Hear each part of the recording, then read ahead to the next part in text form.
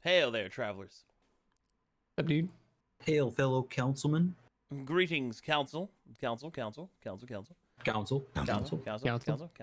Handshakes all around. Huh? Are you sideways? Oh yeah, it didn't change my picture. Hold on, let me. I thought. Also, aren't we supposed to be in the channel for the overlay? Yeah, we are. Right. Every time. You see, that was a test. You passed. Good job. That was a test. You see, you passed. Nice. Nice job. Yeah. Sorry, I may or may not have just gained consciousness 2 seconds ago. Did you take a small post-lore nap? I did. I took very small extra lore naps. Welcome back to the waking world. Especially after the last one. Oh my god. That was some shit, dude. Oh, man. Man. Can't wait to go back and watch the VOD. Just dunk them. Dunk them all.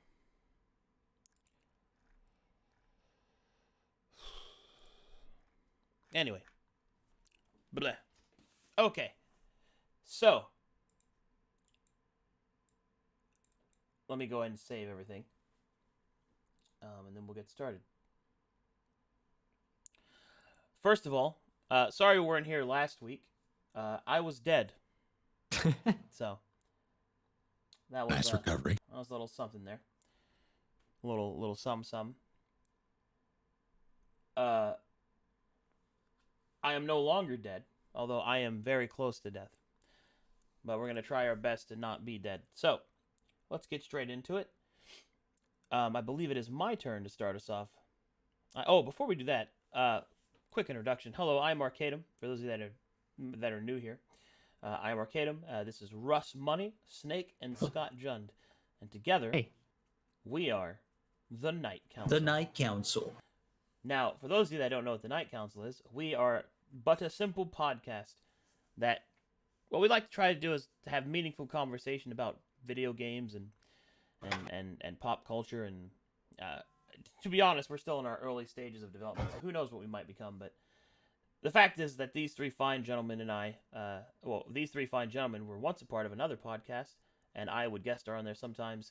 And since things have fallen out of disarray, I wanted to make my own podcast with them because they are fantastic. So as time goes on, we'll see what this place evolves into. But for now, it's just a place for us to talk about the week and talk about all the kinds of stuff like that. So my first topic that I want us to kind of talk about is, man, I need to have like a kind of like a pseudo script because I feel like I'm messing up right now. I'm very tired. First, do we want to start doing like,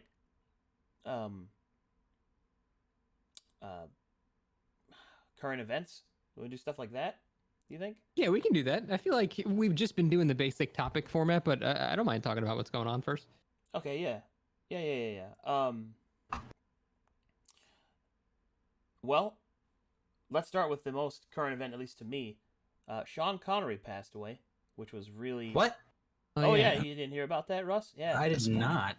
Yeah, Sean Connery passed away at the age of 90, which, you know... Holy shit. That's a good-ass target. That's a pretty good age. I mean, that's when Christopher Lee died, too. Yep. So, man, if you can do half the shit that Christopher Lee did in your lifetime, I mean, you're fucking set, dude. For real. But yeah, Sean Connery died this week, which was a big sad. Granted, I think he's one of those, like, man, Sean Connery, Christopher Lee, there are sometimes, if you can live a life like that, I mean, you can go down with a smile. You know, you just like, all right, yeah, like they it's a sad thing that he died, but I mean, they lived as good a life as you can live. Like that's I'd that's definitely the goal. say it's full for sure. Yeah, like I feel like man, honestly, I feel like when you really look at it, that's kind of the goal. Is you want to live a life so good that people aren't really sad that you're gone, or at least you wouldn't be. I don't know. Yeah. I think that's kind of the. I think that's I kind at of the least whole feel point there. weird. Like, I almost feel guilty saying, like, when I heard the news, I didn't even get sad because I was like, yeah, it was this time. Like, he did his whole thing and it was great. And Yeah. that's just the end of his story. That's, I don't know. It's like a little, oh well, but I don't know. I don't get too like sad about that kind of thing when it's his time. I mean, yeah, Yeah. that's what it is. I think that's what like man.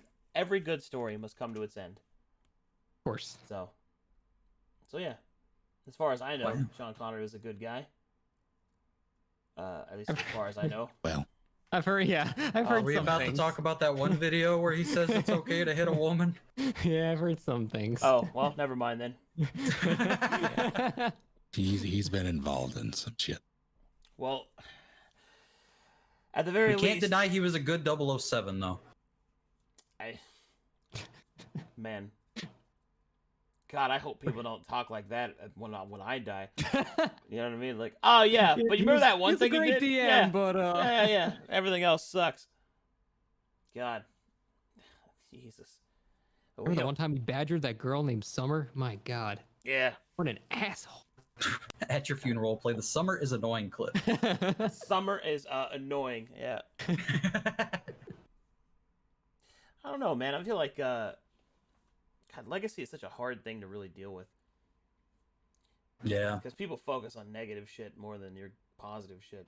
Well, I feel like you live 90 years, you're gonna have done some bad thing in your Yeah, life. it's like inevitable, right? Like statistically, that's statistically, you unless will you're have like- fucked up so bad and hope nobody saw it. Like it's just kind of happens. Flag, man. Oh, jeez. But yeah, that's the first current event.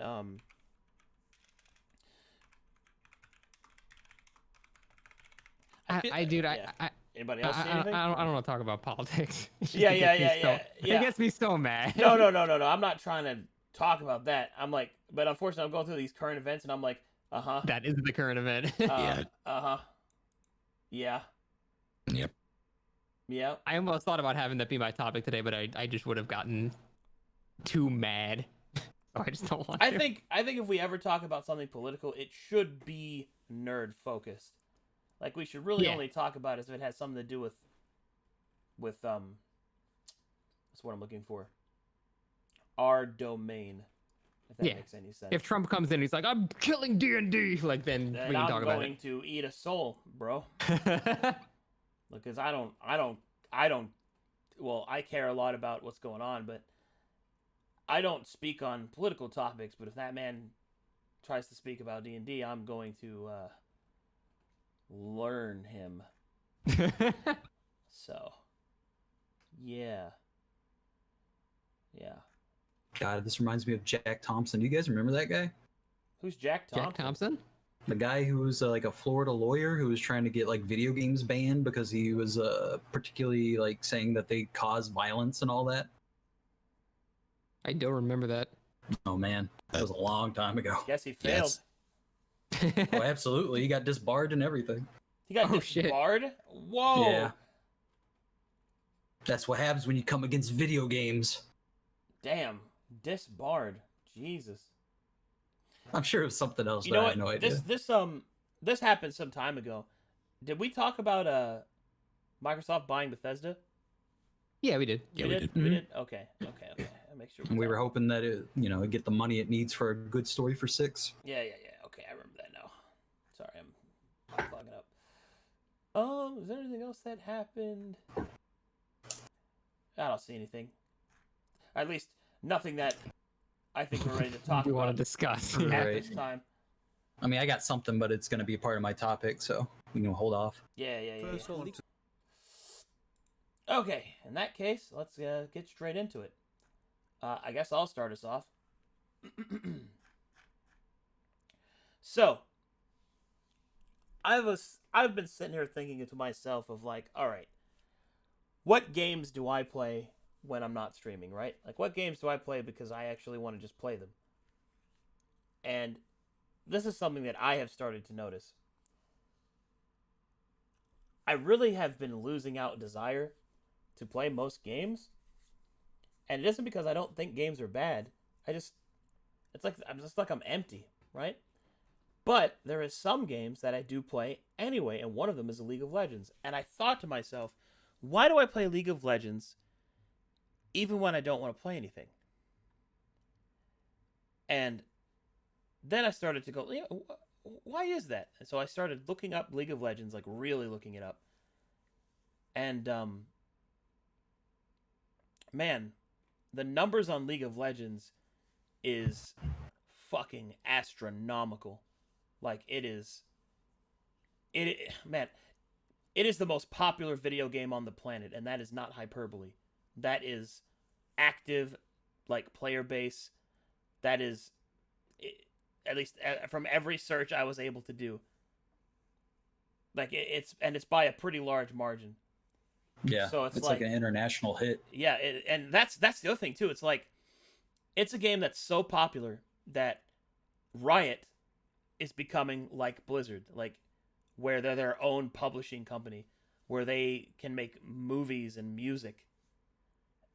And the thing that I really wanted to get into,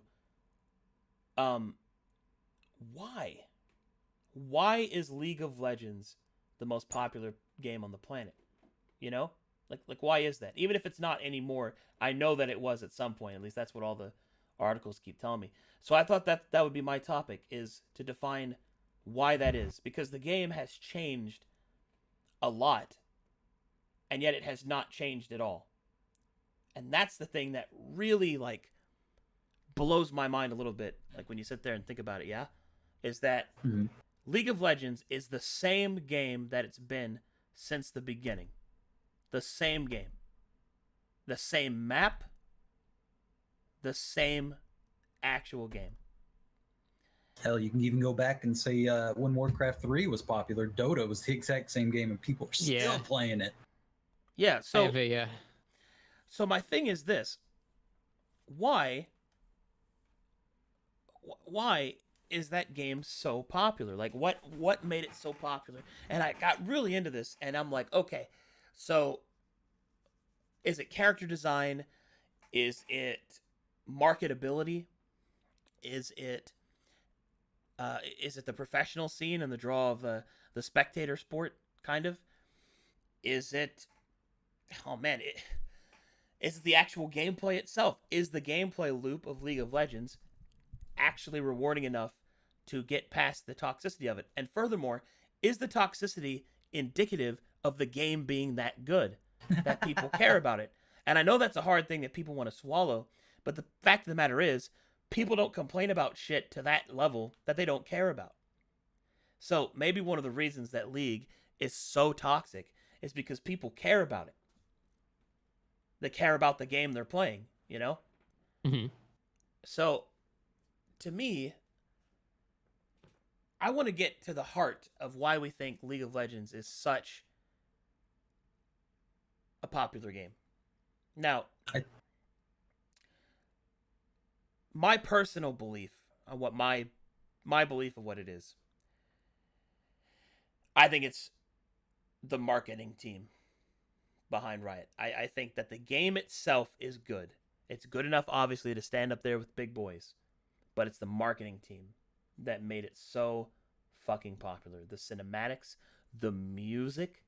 I mean, hell, they have several bands that were formed for a video game. Like, think about that. And I don't mean like, you know, they made some operatic music for the soundtrack, but like actual bands were formed by in-game characters that make music for the game. Like, that's some crazy shit to me. Like, Pentakill is a heavy metal band. A fucking KDA. K-pop, you know? So, I really think that True Damage, which is the hip-hop group, I think it's the marketing team. So, ironically, I think the biggest reason why that game is so popular has nothing to do with the actual game itself. Well, I definitely have several thoughts on this because I was very huge into Dota. I was like on the dev team for Dota 1 and everything, so I'm very I did not connected know to that that game. I was on the beta team, designed a couple of heroes and stuff like that. Oh man, I'm sniffing the water right now. Let me get it. So the thing is, I think League is so popular because of the time at which it came out, and it is because Dota was an extremely popular game, but it of course was just a mod of Warcraft 3. It was not its own game. So hosting tournaments for it was always kind of like it wasn't jank. It was just never very like super official or anything like that, because Blizzard didn't really like support it until it already took off, and then they're like, oh fuck, we definitely should have supported that.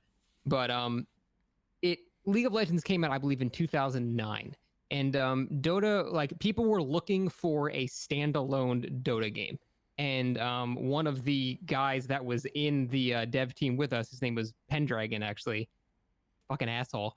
He went and with a couple of other people and started Riot Games, and then they took it to that level of making it their own game. Now there were a couple of other ones in between, like Heroes of New Earth, which was literally just Dota. It was the exact same game with different names and models. So that was like And the third first person. Yeah, no. Well, No? third, I think you're thinking of Smite. Oh yeah, you're right. You're thinking of Smite. Heroes of New Earth was literally Dota. It was the exact same game. The items were the same. It's just names were changed. Everything was identical. But it was interesting because it was a game, but it was standalone. But the thing is, League of Legends, I believe, was kind of around the same time, and people gravitated towards that one more. I don't remember the history of why that happened. And Dota 2, the beta started like 2012, I think. But by that time, League had been out for 3 years. And when you practice so much at a MOBA, because MOBAs take a shit ton of time to get good at, you got to learn a lot. And once people have had that much investment, like 3 years of playing that game, they don't want to switch to something else. Even though Dota technically kind of started it, they already learned a game that got popular over time. So why would they ever lose all that information and then just go to another game that, even though it was the original, it doesn't matter anymore because the replica that you're playing is now more popular. And then because people don't want to have to relearn things, they just kept piling onto the already bigger game. It's just exponential growth at that point. When you say timing, do you mean that that's the biggest contributor, or do you think that's the only contributor? I do think that is one of the biggest contributors. I think if Dota 2 came out before League of Legends did, it would be totally reversed. Really? I don't deny that Valve doesn't advertise Dota that much, but I think they don't do that because people that play Dota, like, they already know about it. I don't know. It's kind of weird. It's its own like standalone. It's like a legendary game to some extent. It kind of jump-started the entire MOBA genre. So people already sort of know about it. So Valve doesn't really advertise it that much other than the international tournament that they do. But yeah, if they were reversed, I think Dota would be bigger. What about you, Russ? I always felt like it's one of those games, kind of like a fighting game, easy to pick up but difficult to master. It has such a high like skill cap to it that people feel like there's always being challenged, or on the opposite, they're dukeying on the enemy team. It really depends. But I feel like a lot of it is because it became a staple for its time. I mean, I remember it was like one of the top games of Twitch. It's been the top game of Twitch for like years. It killed RTS games. Like, yeah, absolutely. It replaced it. You don't see StarCraft 2 tournaments anymore, sadly. Which that was absolutely fun to watch. Hell, you But don't I feel even see like those being made anymore, I think. Not yeah, really. sadly. Not really. Mm-mm. Well, as a little aside, did you hear about the ex like Blizzard employees that worked on Warcraft and StarCraft are making their own company? Oh yeah? What do they do? Yeah, and they're working on RTS, and they're working with like competitive like StarCraft players and stuff like that to make like the new RTS. So I'm excited about that, but it's a long way Well, off. we'll see about that, I guess. Yeah, that's tough. But I guess Anyway, go on. besides maybe like Counter-Strike, I feel like it was one of the first really big esports games.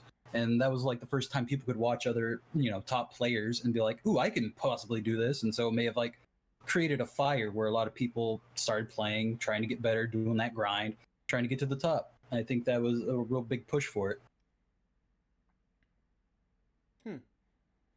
Okay. Yeah. So I think accessibility, I guess, is really, and plus it's free to play. No one had to Yeah, drop the money on free it to play unless you wanted to. is huge. Although I guess a lot of the MOBAs are free to play, so that's not. Well, I think, Yeah. I think that Selling falls into the whole free-to-play model, which I think is just better. Yeah. Yeah. Free-to-play model is just better. I think Like- there's empirical evidence that is just the way that it is. And you don't even have to do it in like an offensive way where it's like pay to win. Just Yeah. like, if people like the game enough, they will buy useless shit for it. Yeah, just Like I have dumb probably shit spent $1,000 on Path of Exile for nothing. for no Just because reason. just nothing, but Yeah. because I like the game. I also feel like it was one of the first games, at least I noticed, to have that model where everything was just cosmetic. If you wanted a cosmetic, all you had to do was play to get it, or you could drop some money to get it early too. I think that was probably a plus on their side instead of like the whole pay to win aspect of most games. Yeah. Well, don't you have to? I haven't played League in like 7 years. Don't you have to buy champions in League? with IP. Right, Which and they is also earnable. rotate them. Yeah. So you earn it over time. I think Yeah. that was one thing that Dota had over League. Everything was just unlocked from the start, but that also made it more daunting too, because there's just so much shit to learn. Yeah, so much you had to learn, and there was also this this false advantage that you felt you had if you paid money to instantly buy the new champion that came out, because nobody knew how to deal with it. Yeah. So That meta hadn't been established yet. yeah, so I think there's a quotations pay to win advantage you feel like you have when you don't really. That's Right. definitely something that exists. Also, uniqueness, as I have always said, and I think I've said it on the podcast before, that people will do anything to be unique from everyone else in an area where everybody is at. That's why Sure. that's why MMOs, like, people work so hard to look to find something that makes them set apart from everybody else, because everybody wants to play together, but they want to stand out from everybody else. It's this weird dichotomy of the human's like psychology. But okay, so we've got timing, we've got marketability, and we've got accessibility. What do you think, Snick? I think as like a more abstract, immeasurable aspect. This question made me think about all the games I played, like the ones I've spent the most time in Yeah. growing up and just over the years. Four come to mind: Resident Evil Outbreak, Star Wars Jedi Knight Jedi Academy, Star Siege Tribes, and the SOCOM series.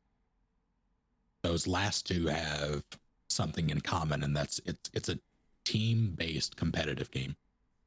And that's part of why I liked it so much. Like, there's something that is very enthralling, very addicting even about playing a game as a team, but against other people. And likewise, watching that is also very marketable. So I think that's what it boils down to for a lot of people. They need, it's like sports. People like playing sports. People like watching sports. People like winning as a group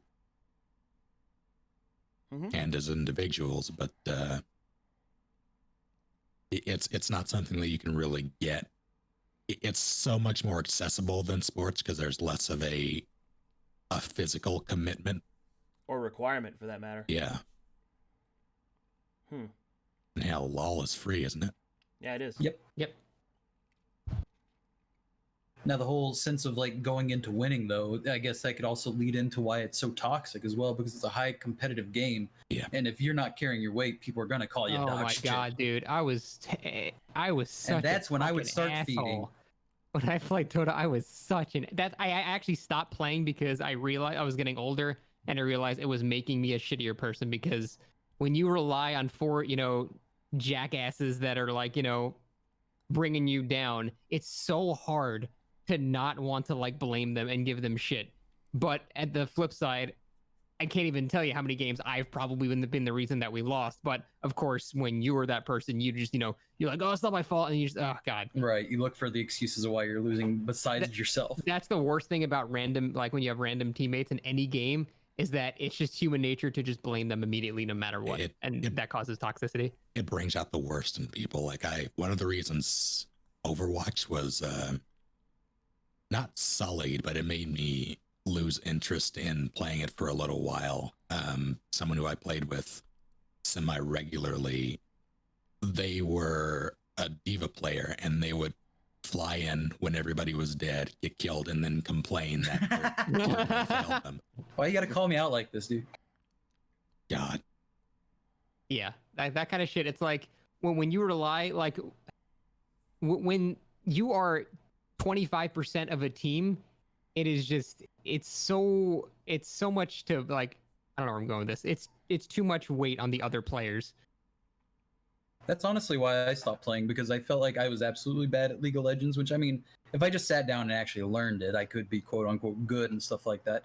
But I always felt like, since I was, dying or stuff like that, I always felt like I was letting my team down. And that's essentially why I just stopped liking League at that point.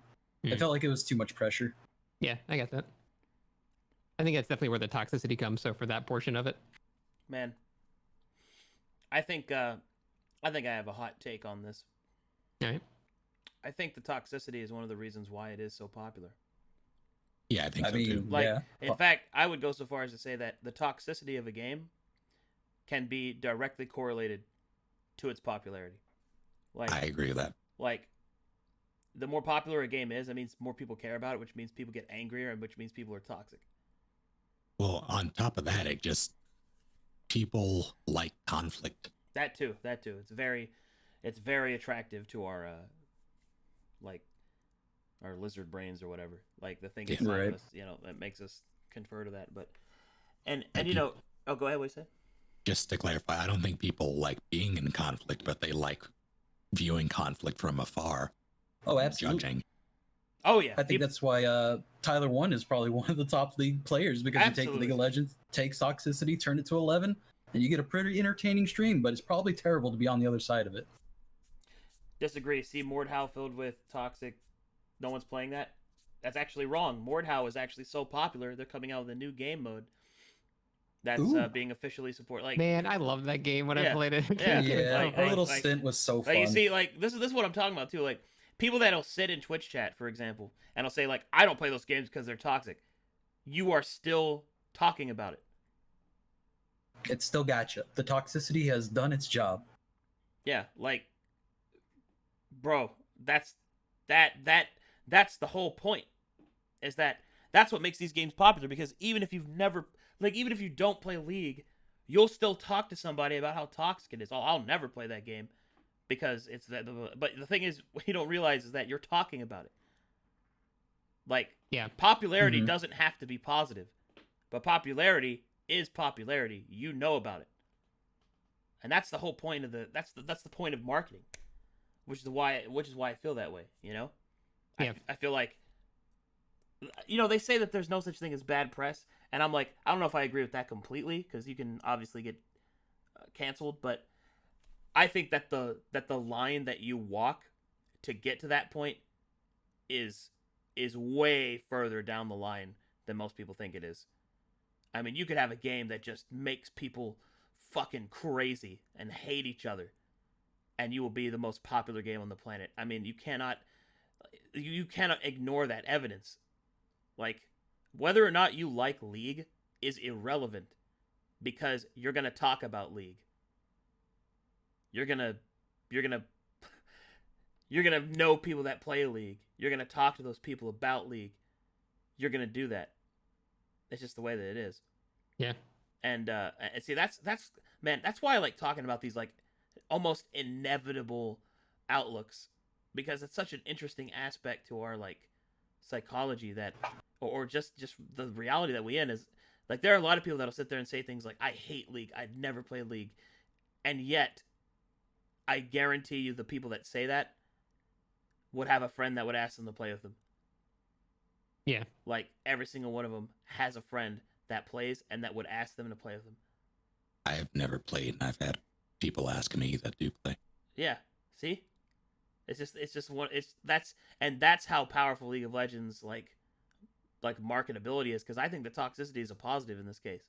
Like in terms of what its actual accomplishment is, and to get people to talk about it. So, I don't know, man, like, and do we think that could be like recreated? Like, is that something that people want to try and do? Not necessarily toxicity, but I mean, what A negative aspect, Yeah, but turning into something good. like, can another game get to that marketability. level of get to that level of popularity the same way? Like, you have Among Us coming out, right? Like, Among Us, which is like the new fad right now. Mm-hmm. I don't think it's sustainable, because I think the game's too simple. Right. Yeah. It just is too simple. But what makes me laugh about it is like Trainwrecks, who takes the game crazy seriously, right? Which is no problem with that. Has bred like this what's the word I'm looking for? Like this matchmaking MMR type of outlook. like for a game that Fucking Bronze League Among Us, like yeah, no, imagine seriously. TTT with ranking. Yeah, Oh I'm my the number one God. detective, my dude. yeah, it's one of those things, and it's crazy because that stuff's just happening. And I use Train not to call him out, but just as an example, because it's not just him. It's like as I've gotten bigger on Twitch, I've started to rub shoulders with other people, and I really get to see like directly what's happening. Mhm. Like I've seen the groups being formed. I've seen how people talk about who they want to play with, and they play on this perceived outlook of like three things: the content that person will create, like in terms of personality or reactions, how good they are at the game, because the better you are at the game, the more entertaining you are. Period. It doesn't matter. Like if you took two people with the same personality, the exact same entertainment value as a person, and then made one of them better at the game, that person wins. Like, I'd say almost 100% of the time. So, you have that, and then the third one is like, you, I guess you're just you just mesh well with them. But the point is that there is like matchmaking for a game like that, kind of, in a Right. strange way, but it's just not officially supported, and it's just. But see, that's the thing though. It has to do it in that way because it's a social game, like pure social. Yeah. Like Like on paper, it kind of sounds silly if you were trying to think of other social game like ranked Secret Hitler and stuff like that. Yeah. Oh my God. just one of those things, and Mhm. yeah, and I don't know if I'd say that simple games are the most popular, because I would not consider chess to be a simple game, but it is more popular than checkers, I would say. You know what I mean? So Yeah. so I don't think that the simplicity of a game like guarantees that it's more popular, or even that the game has to be simple to be popular. I don't think that's true at all. Just look at Dwarf Fortress. That game is so popular, and it is basically the fever dream of one guy for 20 years. Oh yeah. It's just trying to emulate life, Just a small little simple task is that. Yeah. And it's one of the that's just one. Or how about this? Like Minecraft. Minecraft, you can make physics engines. Like I don't know. Minecraft's kind of a weird example because it is a simple game, but it is also not. It's Minecraft is so hard to like place. Yeah. When you But- see some redstone wizards, you can just stand there with your mouth agape and all. Yeah, I How feel did like you do this? I feel like saying that Minecraft is a simple game is like saying that coding is simple. Yeah, exactly. That's how I feel too. I'm like, I mean, yeah, I guess you're right, but you're also not, because look at that shit. Like, I don't know, man. But but anyway, the point is that. Oh, also, I would not say that League is a simple game. Like, No. No. no. How many champions do they have? You Is gotta it- learn them all to do well. Is it more simple than Dota? Probably. But is it simple? Is it a simple game? No, I would not say that at all.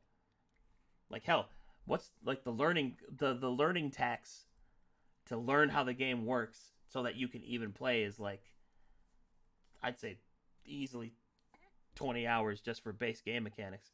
And Yeah, that's for sure. and that's not counting like champion knowledge, which you need basically to play for. See how many champions are there? 156 or some shit now. So Jesus. yeah, And no ho- repeats, huh? yeah, that's how many characters you need to learn. So yeah, In the end, I'll never play League again. yeah. But anyway, Yeah, I can't touch MOBAs anymore. I guess my last point to that is that there are many different aspects that can make a game like super popular. But I wonder if I might ask this question. What is the one thing that you think makes a game unpopular? Like what is the Achilles heel of like a video game, like generally speaking? Like what does a game do wrong that kills it, that ruins it, that will make it unpopular? Are we talking about a single player game or a multiplayer game? For the sake of argument, I'd say multiplayer because multiplayer is more popular than single player. Acknowledgement of meta. Yeah, lack. If we're talking about like a competitive multiplayer game, the developers not understanding the meta of the game and being disconnected from like an average match and how it works. Ignoring its own meta. Yeah, I'd say that's a very, very good one. That will kill a game off very fast. A little bit of DVD over there. Yeah, that's a good counterpoint, isn't it? Just no, I don't mean to be rude or anything. No, I mean that is a good counterpoint because they have no fucking idea what they're doing. I'm and yet, looking at you. well, you know, I think the reason that is because there's literally zero competition. That's no yeah, other you know, you're game of the probably right genre. there. There's That's no other it. asymmetrical competitive games. Yeah. What are you talking about? What about last year? That game lasted about a day. Not even a year. Friday the 13th. Oh Like, man, that game was just. It was fun, but it was just the devs like there were so many bugs in that game. There's so many bugs and they lost. Didn't they lose licensing? Yeah, that too. So they couldn't really update it anymore. Yeah, that's a lot of it. But I would also like to, like, meta, but in a different aspect, like devs trying to lean into pop culture with advertisement for their game or anything like that. I think that turns people away. I think it's a broad definition is just the devs are disconnected. I guess for me, when it comes to multiplayer games, that usually makes me stop playing them is just lack of feedback and like why I can't figure out why I'm failing at this point or like that. League of Legends will give you like a recap of all the damage you've been dealt and what that hero that you're fighting against is using and stuff like that. So you can sit down and find out why you're losing. But yeah, that's a big one for me is when just lack of feedback. I think lack of self-progression too is really important. If you don't feel like your time invested into the game is yielding anything, then people will say, well, there's no point to continue playing.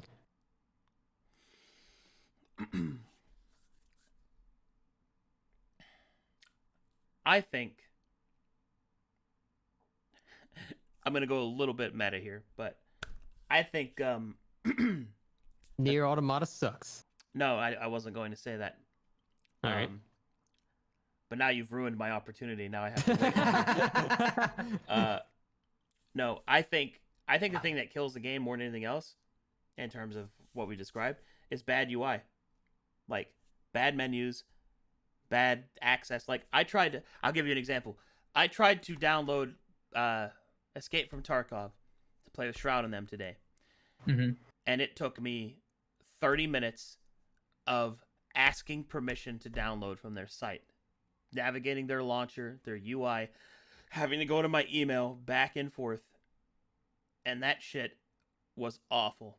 And then Gigantic, because it was forced to be on the Windows Store, me and Stir, who were very excited about the game, could not even play it because it was so bad. So I think personally that a bad UI can kill a game. Like, for example, recently, over the past 2 years or so, League's client has just been a shit basket. And people just have stopped playing the game because of it. They just don't want to deal with it. That bad, huh? Yeah, it's really bad. But yeah, I think that has a big hit to it. I think that's more of a I think that there are differing levels of people not playing your game and stopping playing. I think what you're talking about is more likely to very quickly turn off new players so they don't become players to begin with.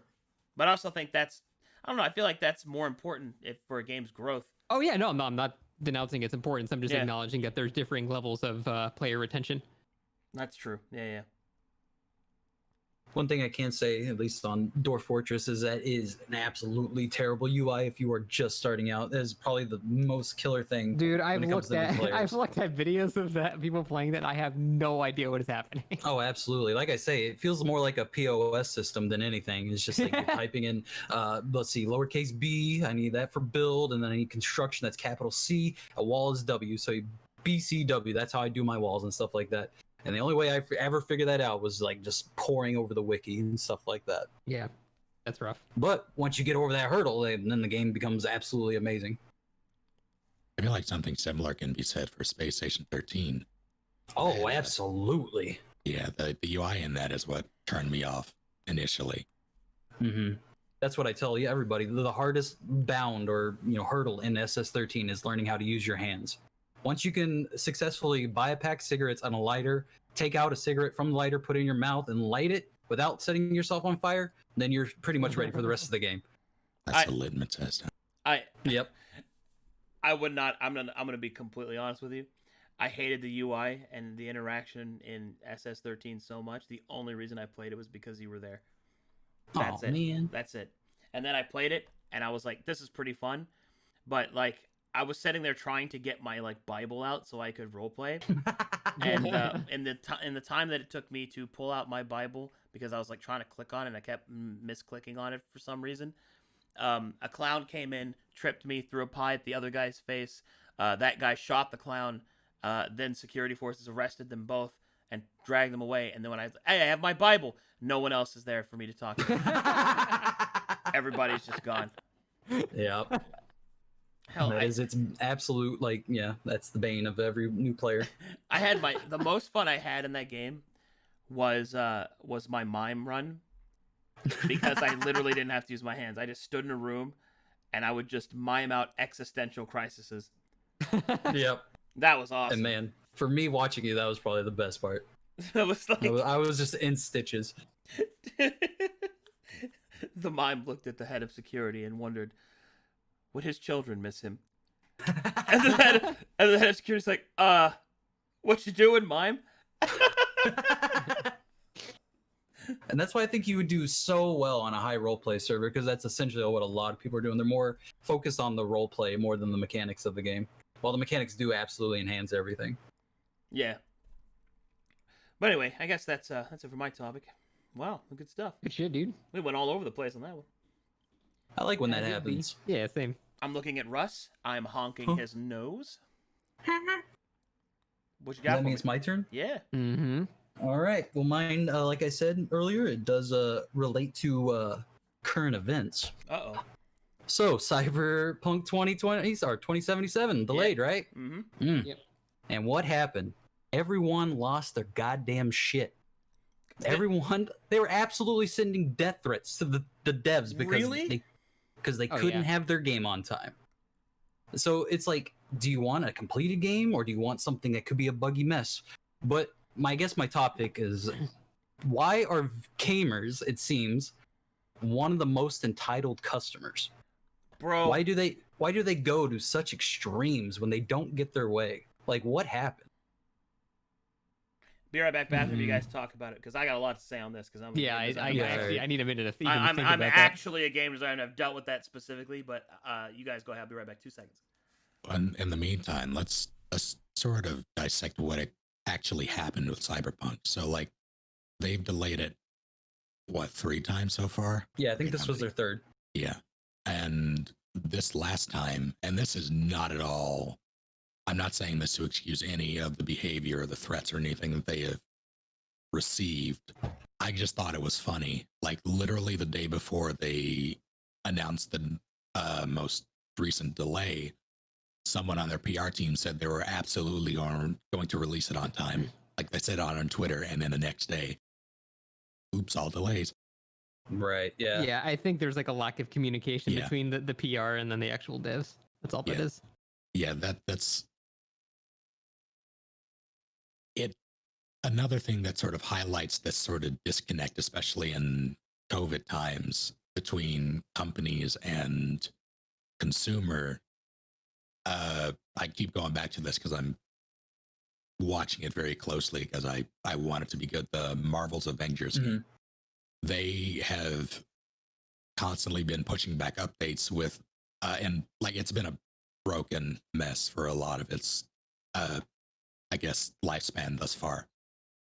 And they keep saying that updates are coming soon, or they'll be fixing this or releasing these new characters soon, and they can't really give a definitive date on when. Yeah, and there's reason for it, and they only have said this recently like yesterday or the day before that a lot of it is due to COVID. Like their teams are spread out. They have to deal with the wildfires in California. There's so much going on in the world right now that actively hinders development of games that they just cannot keep up. So while they might have all, like an example, they have to do mocap for some of the characters and animations, and something that could be done in a day takes upwards of 2 weeks because of quarantine. Right. Sending things back and forth, having to Yeah. get feedback, change things how they want them. Yeah. So it's not as simple as it used to be making these things. And consumers aren't aware of it because no one is saying it. Like no companies are really actively saying it. Not really.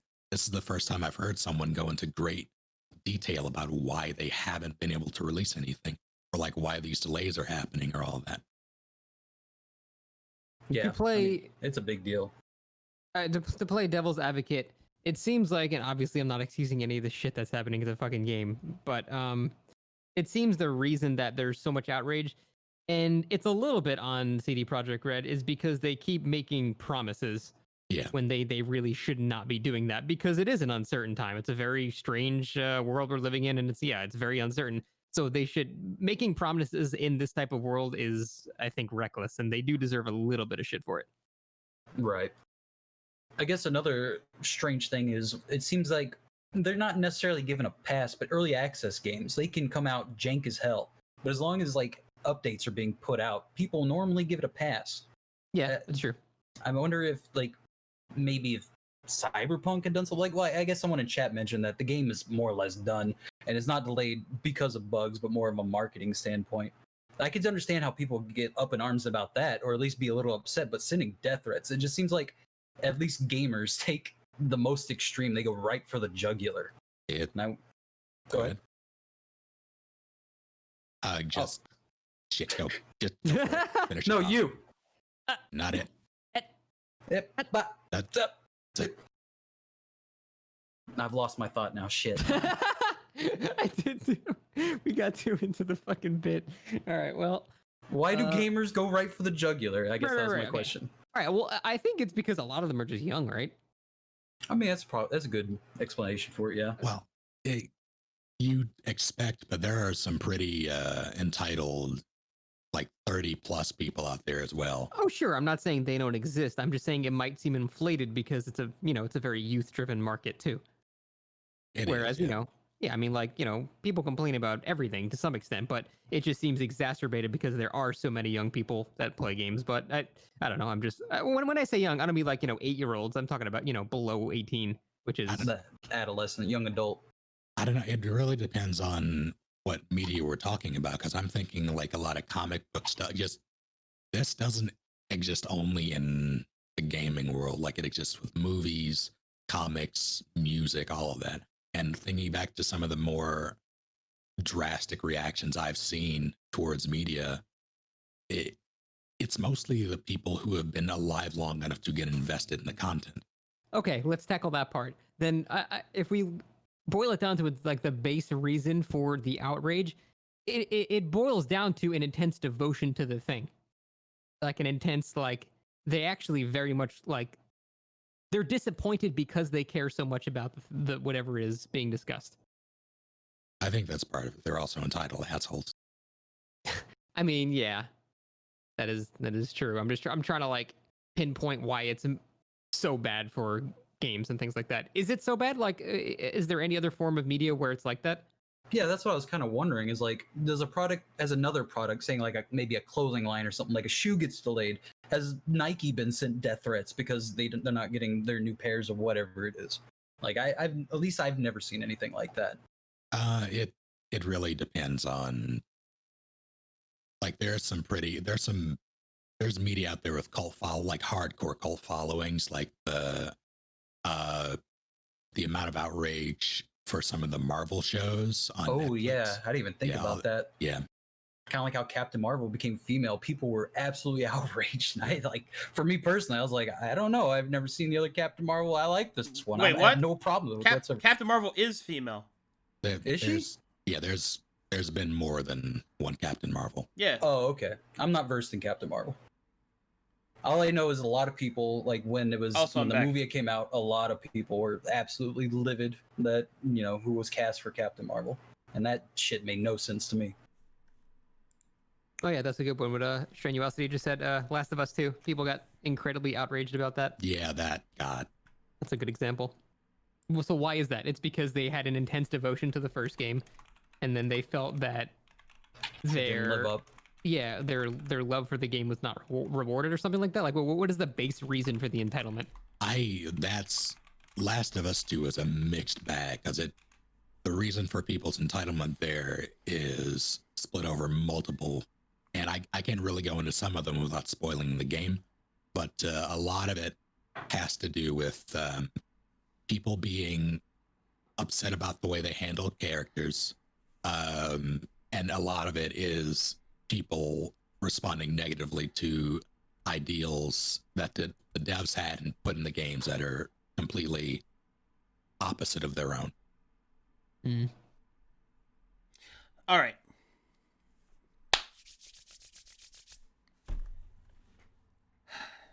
Lay it on us. Man, I know that I'm the guy who has the hot takes, but I want you to understand something. This is kind of like a I don't know, hot button issue for me, because player entitlement is something that I've had to deal with just constantly. Like, I can understand that. like constantly. And I can tell you that what it comes down to is just a couple of things.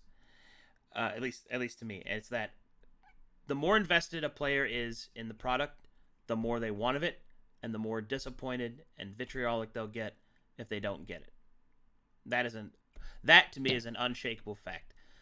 If you gamble on the maturity of people who love your product, you will lose. Just the way that it is. Now, that being said, there is a certain level of unreasonable expectation that people will bandwagon into. So I want to talk about the whole who's making 2077 CD Projekt Red? Right. Yep. Is that them? Okay. So looking at their past games, because they made Red Dead, right? No, that was No. Rockstar. Oh, that's Rockstar. Okay. What was the other game they made? Witcher. Witcher. Right. So, The Witcher 3 was a success. I think all the Witcher games have been a success. Except for the first one. Yeah. First one was pretty bad, but The second and third one, I can understand. they've been successful. successful. Witcher 3 was a fucking rock star of a game. You know? Oh, It was yeah. very good. Made lots of people loved it. Made some serious money. I would say all around big boy success. Even though it's garbage. So now, moving on from that, we expect that if they're using something like Cyberpunk 2077, which has been hyped up and talked about and done all that stuff about, they are going to have this like level of expectation thrust on them, right? Right. And because they have that level of expectation, boom, now there's the COVID virus. Now everything's 12 times harder to do. Like, period. It's just harder to do everything, right? So, to me, if they say, hey, there will be no more delays, and then they have to delay, well, guess what? Shit happens. And I think it is incredibly immature for people to look at a company during a time of crisis, which is what this is, and like be disappointed. That's fine, but to send death threats or to seek some form of punishment, like, yeah, it sucks. Do you think they wanted to do that? It's not like they're doing this out of malice or incompetence, because, well, at least we don't have any evidence of that as far as I know. This is a time of crisis. Things happen. And if people are going to, on one hand, believe in the humanity of each other and caring and compassion during troubling times, well, then they should actually fucking do that when it inconveniences them. Because if they, you know what I mean? I think that the implication there that people care about that stuff en masse to begin with is giving people, at least on the internet, a bit more credit than they may deserve. That's true, I guess. But yeah, I guess you're right there. But I don't know, man. That's the way I look at it, at least. But as for player entitlement, as a game designer myself, oh god, here comes the hot take. People know they're being shitty when they act like this. They just don't care. Yeah. That's it. It's not, has nothing to do with incompetence. Not really. It has nothing to do with like bandwagoning even, although that'll exacerbate the problem. The point is this goes back to the same principle that people that complain about there being day one DLCs and hating DLCs do not realize that the fact that they exist is because they are contradictive. And while in the midst of the argument, people will say, "Oh, I've never done that." Guarantee you, a sufficient amount of a percentage of the people that say that they don't do, or else the market wouldn't reflect that. So while that person might, if you take 10 people in a room that said the same thing, 7 of them are lying. Or however many is needed for the market. So therefore, same thing is applied in this case. Is that you have these people that want this product. They're going to be shitty about it because that's how entitlement works. So my thing is that hopefully we can get to a point where people can start to realize that they are doing that and then perhaps choose to care about the feelings of the other. Like, let me ask you guys this, right? What if somebody in the middle of a group session said some shit like, Arcadum doesn't give enough time to us. He gave 10 more minutes to this other group. I want the 10 more minutes. It's unfair. He doesn't work hard enough. How did you know what I was writing in my email? Yeah. Yeah, I would say that is what we are thinking at all times. So really, I don't want to talk about this anymore. So while we're on top, can you use DM for like 12 hours for our group now? Yeah. Thanks. Memes aside, Clip it. most people would fucking not be cool with somebody saying that to me. Of course. Yeah. Now, granted, that's because our interactions are more personal. Whereas if you expand that out 2 layers, so like from you to Discord to Twitch chat or to Reddit, there have been people that have just said some shit, let me tell you. Especially about God, the latest one was what was the latest one that fucking bothered me? It was the eating one. Is the eating That ASMR was thing. thinking the exact thing. Like a guy that basically says he should not eat on stream because it ruins my enjoyment. And then he tried to like virtue signal some shit, like saying, and there are other people that this bothers. And I'm like, okay. He's like, he should just eat when he's not streaming. I'm like, all right. And he doesn't realize that I stream 10 to 12 hours a day.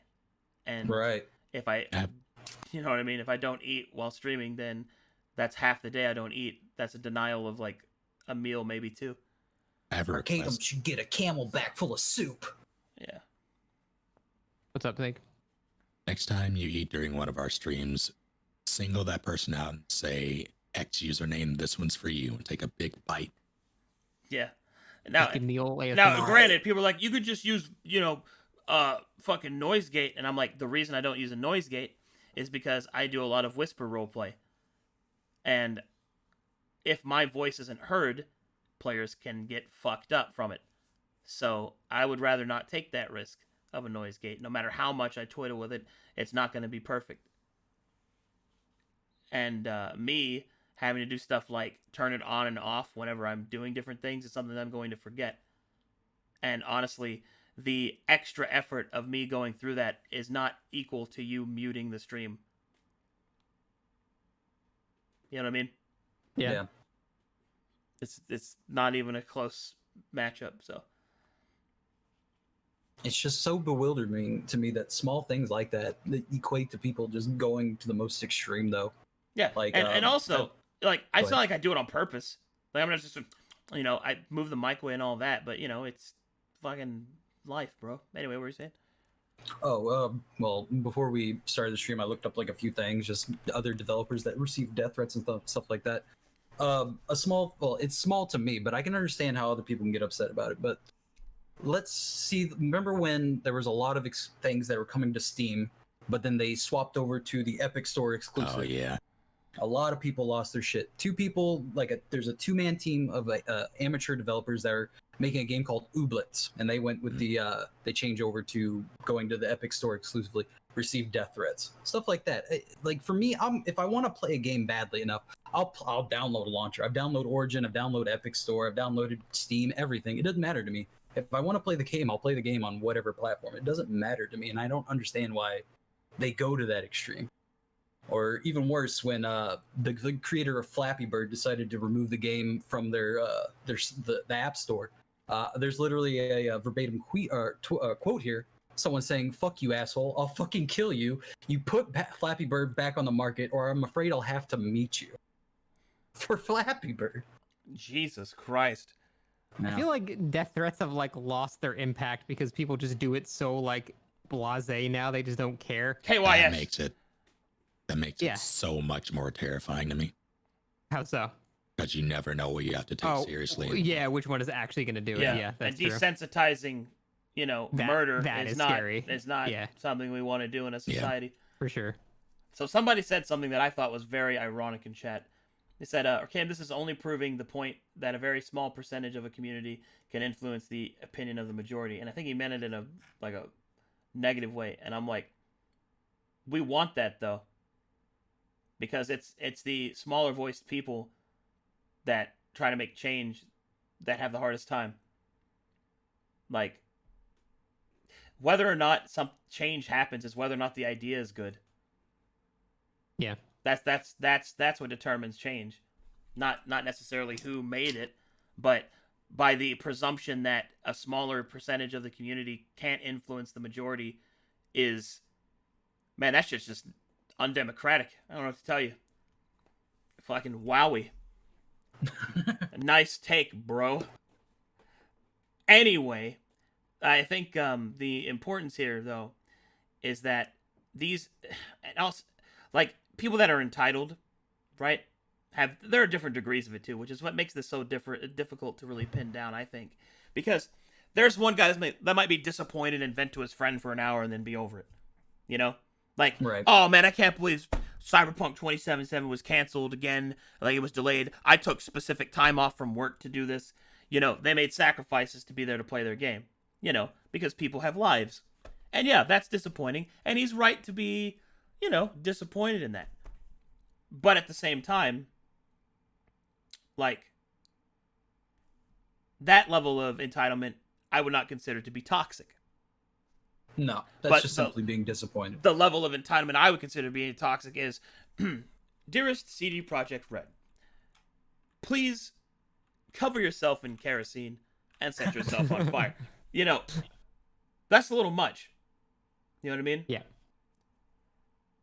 One of those things. So, it's something to keep in mind. I think the extremity of it is the problem, and unfortunately, because of how human nature works, your what is it? Your curtails, your extremities. Those are the ones you're gonna run into the most. Yeah, it's true. Those are the ones you're gonna notice. And God, I think the only reason we really fix that, the only way we fix that is by fixing society, and that's not. I don't think that's something we do through video games. I don't know, maybe I could be wrong, but I don't think that's gonna happen through Mario, bro. I became such a better person after Mario Bros. 2. Mario Bros. 2, yeah. But yeah, I do think it's ridiculous.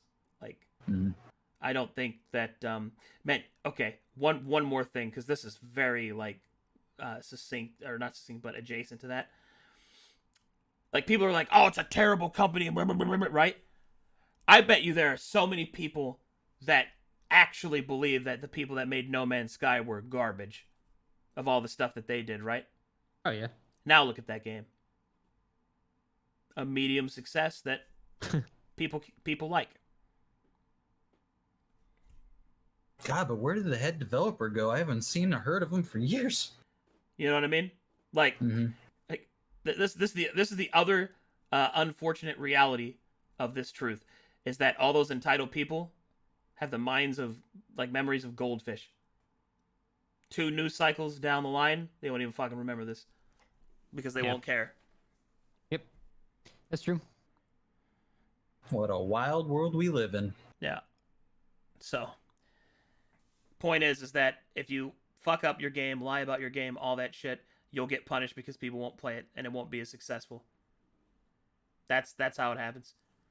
But people like, oh god, also drawing the line in the sand between entitlement and reasonable expectation is also like just wow. Like I don't know, I don't want to spend too long talking about my own shit, but I'd say that I go above and beyond as a dungeon master pretty regularly. Like I'm even willing to go and learn like other languages so that we can talk in Elvish as another language and understand each other while everybody else doesn't understand it, which is immersive. Yeah. Muy bien. That's something that I would do. But does that mean but does that mean that other DMs are like worse DMs because they don't do that? No, not in a game like this. But there are going to be players that'll look at that and become entitled to expect that. You know what I mean? Like, it's kind of one of those things. Fact of the matter is, be a decent fucking person. Don't send death threats over something like that. Remember, there's another person at the other end of the screen. Yeah. Yeah. That's the kind of thing where if they were in front of that person, they would obviously not tell them to go kill themselves. No. It's just the absolutely anonymity not of the internet there. face-to-face. Yeah, that's a big factor as well. Like, if you're standing in the room with the person and you wouldn't say it to them, don't fucking say it. Good rule to live by just in life in general. Yeah. Just don't say it. Wow, look at that. Easiest fucking Amazing clap of my goddamn life. Came with a moral. Yeah, look at that. Good? Yeah, it's pretty good. Think so? Well done. Yeah. Everybody clap, clap, clap, clap, clap. Well done, well done, well done. All right. Feels good, sounds good. What do you got, Snake? Oh, I want to hear Snake's topic. I got a few. I think I'm going to go with one particular, but before I do that, I have a question, I guess, for all of us, since we all are the streamer people. Mm-hmm. How are you handling the DMCA stuff? I handled, deleted everything, and now I only use DMCA free music from OC Remix. I had my guys in charge of my playlist go back through and find every single company, like record company of every song on my metal playlist, and then had them I cross-referenced which one of those enact DMCAs, and none of them do. So, because my genre of music nobody gives a shit about, I just keep doing it. I don't play music. Easy. Yeah, you play Majula's theme. I've heard it. Nah, I made that. Bandai Namco's coming for you. I made that shit. It's mine. I made this. Scott Jun remix. Yeah. But I am planning to delete all my VODs, though, once I finish uploading everything to YouTube. Just because, while I may be safe, I'm not looking to lose everything. Because, I played Rio Speedwagon for 5 minutes or some shit, like 30 seconds. The fact of the matter is, Herman Lee got fucking banned for playing his own music. Yeah. So, did they fix that, by the way? Wow. I don't think so. That's well, also the reason why I'm doing it, because if Herman Lee, one of the lead guitarists of Dragon Force, is going to be fucking banned for playing a Dragon Force song, bro. But I mean, that is the shitty thing, is once the label, they own it.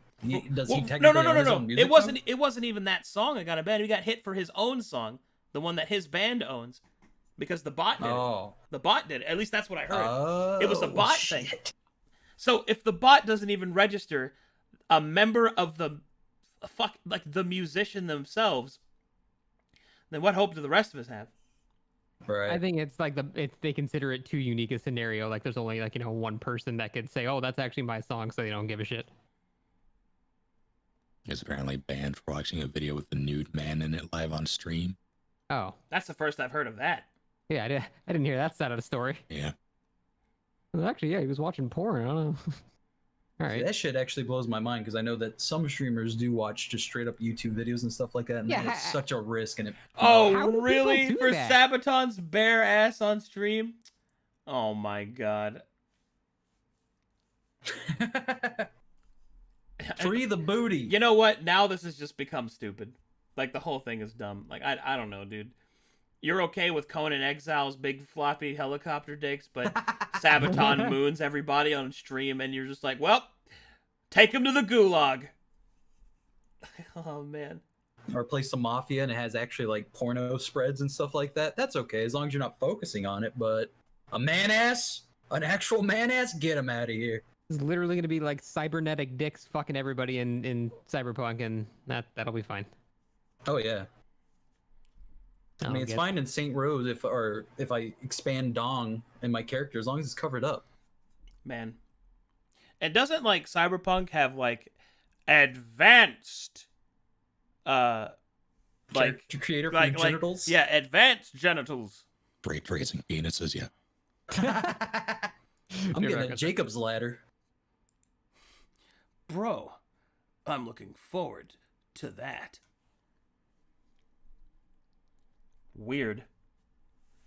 Otherwise, I guess just from a personal experience, that's how I dealt with the DMCA. Is I just deleted everything, through whatever I wanted to on YouTube, and I'm okay with that personally. I don't feel like I lost any kind of legacy. I have mixed feelings about it because I know there are people in my community who would like actively go through the VODs and clips and things like that, and having to get rid of the majority of it made me a little sad, but at the same time, it's my job. I'm not going to jeopardize that. Right, exactly. That's how I went. I mean, if you want to look at content creators on Twitch, a lot of us have not been playing by the rules when it comes to copyright. But on the other hand, copyright laws are fucking stupid. Look, like they just Look, they're too in depth. My whole opinion on that is the big hot take, because here's the thing, right? Yes, this sucks, but everybody here needs to get the fuck over it. That's the way I look at the stream thing, because the fact of the matter is that everything that we're doing is DMCA strikeable, and you just need to protect yourself. And if you're not doing the extra work to be legally protected in what you're doing, then when you get banned, it's your own fucking fault. Like, is it unfair? Yeah, like when they make the rule, okay, here's the line in the sand we're drawing, right? Everything that happened before then, you've got some ground to go, okay, that's not fair because that wasn't the rule then. Sure, whatever. But anything else after that, you have nothing to say. You have nothing to stand on. And this has already happened, what, like 3 times? So it's like, come on, man. World ain't fair, get over it. Figure it out. Adapt, the thing that overcome, will slam. absolutely blow my mind, though, is that DMCA is retroactive, too. So if an artist had no problem with you playing their music on your stream, they can go back and decide that it is a problem then, or in the present. And that's a little bullshit. And please understand, I'm not dismissing chat room that those livelihoods are being lost. That's a tragic and awful thing. But you know what solves it? Writing Congress. Fucking doing the work that requires to actually change the law. If you're not doing that, then you're not doing it. You're not changing anything. Ignorance is not an and excuse you don't have either. you don't have to be the one to do it either. You educate yourself by learning about it. You support the people that have the time to go and do with that, like to lobby it or whatever. You do the research to find out who you could support to do that for you on your behest, and all that kind of stuff. You're not doing that kind of research. You're not doing that kind of fucking work. Why would Congress change it though? It would not benefit them anymore if they changed it. I mean, well, we could talk about that until the cows come home. Yeah, that's. I mean, why? Whether or not they would change it is not the point. The point is that sitting on Twitter and screaming about it isn't going to do anything. Yeah, I got you. That's my point. So you want to change it? Fucking change it. Like, do the work that it takes. Everything. Like, I'm not saying my country. I say my country. None of your guys' country. No, our country isn't the best. Believe me, I understand that. But I do believe in its democracy. I do believe in it. Or else I wouldn't have fought for it, at least to that extent. So, try to get the fucking shit changed. Because what else do we have? If we don't use the system we have or improve the system we have, then what else is there, That's the way I look at it. Yeah, I get it. Yeah, I know. We talked about this before. But I'm just saying, how can I explain this? What is the point of complaining about it if no change will be attempted? Stress relief. I don't know. Yeah, well, see, that's what I'm saying. Like, what is the point? You know what I mean? Catharsis. Yeah. Entertainment value, because we're talking about it here. You know, it's like, that's the way I look at it. But I feel like there is some value in those complaints on any sort of platform, any repository for them, just so people who do have the ability to influence change on a larger scale can see that and maybe use it. I guess that's true. Yeah. I guess, I don't know, man. I guess my problem with that synopsis is there's no discernible, like, value system to determine that. Like, how many people does it take to complain about something for it to be changed, you know? Especially through through non-legal avenues is what I'm saying. I'm not even convinced that I don't think that's a metric you can assign, and even if you could, I don't think it would be totally valuable. I think it's more on the people with the power to change it to do something, as opposed to, like, it has to be a perfect storm of the right people under the right right people who can influence the change under the right circumstances to do it. Yeah, absolutely. I agree with that. Like, timing is so hard. I don't know. I guess my point of my take is this, is that if all you're doing is going on Twitter and, like, you know, screaming about it or whatever, and then lamenting that no change is happening, well, then be a part of it. Like, go fucking handle it. I don't know. I guess I just have that outlook because when something's going bad for me, I work on it. I don't know. I just believe in the power of hard work, I guess. Activision over Slacktivision. Yeah, exactly. I think talk is cheap. Action isn't. So. In this case in particular, I think that action is being more diligent with how you, like, with the copyright, the DMCA stuff, just being more aware of what you're playing. Yeah, absolutely.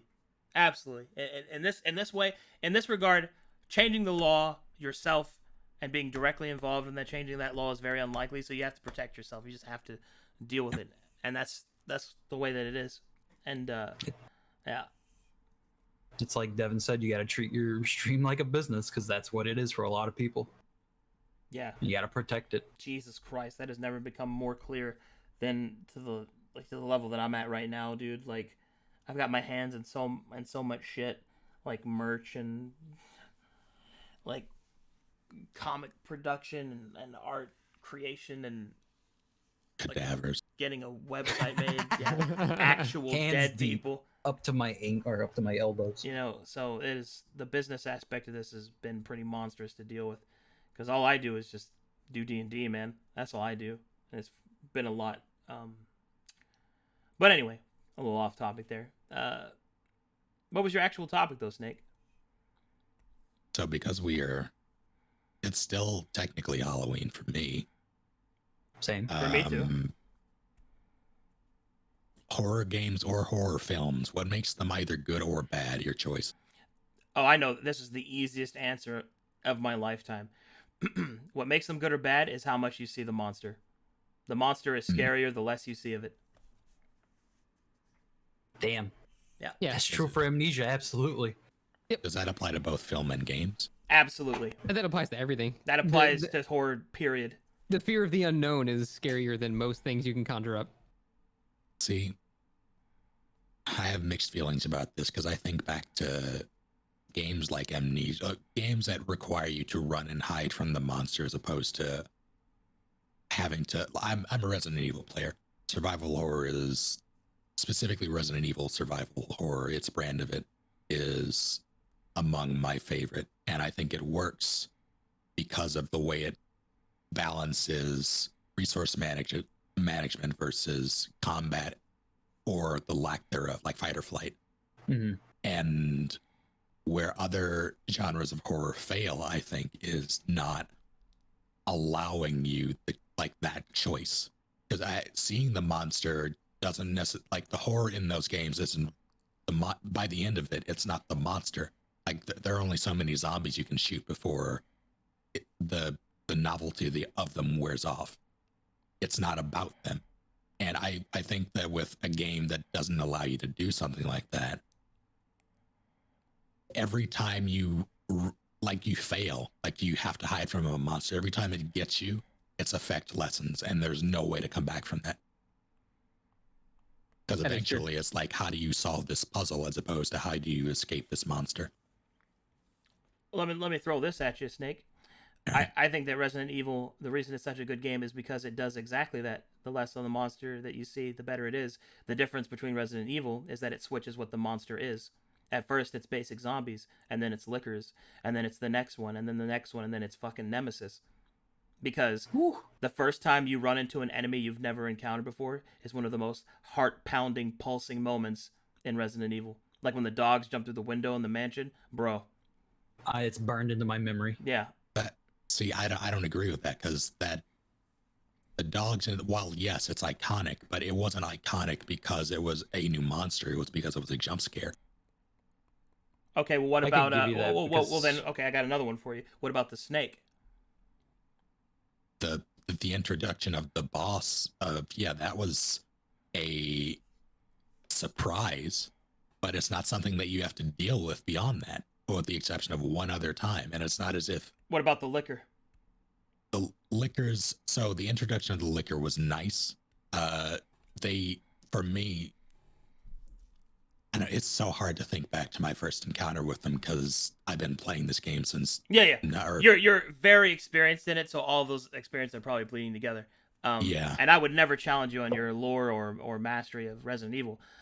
Specifically to the scariness of it, that to me is what makes Resident Evil frightening. Or, well, if I could, I don't know, I don't really get scared, but that's makes it exciting for me, I guess. Is that whenever a new enemy is portrayed, that is a new challenge, that's an unknown, right? And when the game conditions you to a gameplay loop and then introduces a new knowledge requirement, that gets all of the internal juices really pumping. And because death is the cost, that gets, like or progression loss, I should say, that can really hit you hard. Like, let me ask you this in another way, Snake, because I want to get to the bottom of why you like Resident Evil. What do you feel about games where you can't fight back at all, like Outlast? Not a fan. You don't like games where you can't fight back at all? No, it then becomes a matter of how do you solve this puzzle as opposed to how do you solve this puzzle or how do you get past this obstacle, and it just becomes another set piece. It's not. So the idea of victory makes the difference between a set piece to you? Or rather, I should say, the act of fighting the creature or fighting the obstacle. Because, I mean, by your logic, everything in Resident Evil is just an obstacle. Like, yeah, but I agree with that. It's the way that they are used, though, comparatively. So it's the attrition game that you actually find the dread from. Right. Like, resource management is what makes it for me. Like having to, I'd say lickers or hunters, you have the ammo to deal with them right then in that moment, but if you don't spend it now, you'll have it later. And making that decision, gauging on the fly whether or not you can get past an enemy or a group of enemies without taking damage and spending more resources that you may need later, it's a balancing act, and it's not one that I feel like those games where you can't fight back actually have. I see. How many ethers did you have at the end of Final Fantasy VII? 99. Oh God. Ethers? Yeah, first time you played. Or like ethers or elixirs? Yeah, that's a different. Or elixirs, yeah. The ones you can't buy, I think it's elixirs. Yeah, I rarely used elixirs. I had a bunch. Yeah. I always only use them for the final boss. That is it. Yeah, man, I could tell you guys some stories about consumables and what my research on it as a dungeon master. It's pretty crazy. But back to the core of what it was, like that's what you find. That's the dread you get is from it's basically from resource death, not from actual Pretty much, death. yeah. Okay, That is a fear that really gets me too. Well, let's tackle that. What about that is scary? Because what happens when you run out of resources? I'm Yeah. back to square one. It's not even a matter of go ahead. Wait, go ahead. I was gonna say, because if you run out of resources, you just die, or you have to use the knife or something like that's. How does that end up being scary? Well, for me, there's like 3 games that come to mind when it comes to resources, and that's CDDA, Daisy, and Project Zomboid. Those 3 games, the fear that I get is that I get attached to the character, and 2, it is if I die, I am losing absolutely everything. Everything that I've built up, my empire of just junk, is just gone once I die. That's the fear that those games put into me when it comes to resources. You know, Yeah, when you have like permadeath, that I understand that. well, see, that's the thing, though. I think, man, I think that's the problem with horror games, is that horror games, by their very creation, destroy themselves by their own genre. Yeah, I understand that. Yeah, because your character is immortal, because you can save and reload. The thing that Snake has described is that the monster has no power over you. So therefore, once that gets realized more and more and more, and you get to see more and more of the creature, the game becomes less scary. So ideally, the best way to play a horror game is in one sitting, and with as little failure as possible, to maintain what the horror genre is actually supposed to give you. Yeah, it's that whole feeling once you die and you see, okay, that's what happens when you die, and then it lessens it every time that happens onward. Now, Yeah, but right. yeah. Now, Go ahead, Snake. what's that? What is that game that where you have like 1,800 different death animations? What is that? Dead Space? Or no, the game like it. Oh, You know what I'm talking about, right? Yeah. That one figured out a way I around died that. for those scenes. I want to see them. It's like, oh my god, my eye's getting torn out. Yeah. Anyway, what were you saying, Snake? Sorry. Specifically with Resident Evil, though, yeah, it is a matter of like progression loss. In very few games do they have a manual save feature and a limited save feature in the same same game. Resident Evil, at least early ones, is that or are that. You have ink ribbons that you have to use to save your progress. So it's not just death, it's loss of progress. Well, let's think about that. Is that stress or is that fear? I know they're closely knitted, but I feel like that's not the kind of thing you lose sleep at night over. No, yeah, that's kind of the crux of horror as a genre. Like, is it really like, what do you define horror as? Something that scares you or something that makes you feel ultimately Stressed. uncomfortable? Yeah. See, that's go ahead. Oh, I was just saying, and that brings me to my big point. The scariest game I ever played was Alan Wake. Really? Really? Yeah. I didn't find that game scary at all. I found it a bit stressful. But yeah, rather, I should say that didn't have water in it, because that's a personal fear of That's mine. an actual phobia. Yeah, Same. that's my actual phobia. Like when I played Soma, I paused constantly, and at the Mariana Trench, I stared directly at the ground and walked towards the objective. That's, I mean, so- I understand. so I can't play that's- Echo the Dolphin. So I don't count Subnautica and like Soma for that, because that's a Fuck Subnautica. that's my personal fear. I'll But never play that. the scariest non-personal fear game I ever played was Alan Wake, and that's because of atmosphere. And that to me is the key, is that being able to be immersed. And I think the reason why Resident Evil is good is the silence. That is what makes that game good to me. That's the best part of Resident Evil, is when you get through like a crazy encounter and things are just quiet. And then you go to the basement. Okay, well, not that, but no, but just the quiet in Resident Evil, the quiet moments, those are the scariest to me. That see, I understand that. I still say the scariest game I've ever played is not intentionally a horror game. It's Outer Wilds. Are you guys familiar with like what that game is? Don't spoil it for me. All right, I won't spoil it then. But there is a very I don't want to spoil it for Snake. Never mind then. But that game scared me more than any. That's the kind of the game where I actually like at night was like thinking about it because of existential stuff. So that's the only game I've ever played where I actually like lost a bit of sleep over it, and it wasn't even really intentionally a horror game. But I guess I can't really discuss more. Man, Yeah, something you said, Arcadum, about Resident Evil not having power over you. I don't know if I agree with that, because even as people who have played the series for as long as I have, they're fluent, like the originals, or at least ones with the classic control scheme, tank controls. Those are designed to be obtuse, to not handle well at all. So regardless of how much you've played it, there's still always a little risk involved. So it's always a gamble. So it's about making smart gambles, more than it is about being It's inundated. so weird though, because how do we define horror then? Good question. I think there are different genres, like survival horror is more resource management and all that. And I definitely think it affects people differently. I think true horror, if we're talking about you are actually afraid of what you're seeing on screen, I think if we're defining it like that, I think that's horror, because everything else is like, because at this point zombies have just become their own genre. Like, they've become so popularized, and this goes back to my whole point of, like, if I saw a zombie, I would not be afraid of it. Like in a Not game. anymore. I myself have seen too many zombies. And so the higher access rate to that kind of creature, it's just not. But if I saw a Wendigo, now that's something different. Okay, for 2 questions. First, what kind of zombie are we talking about?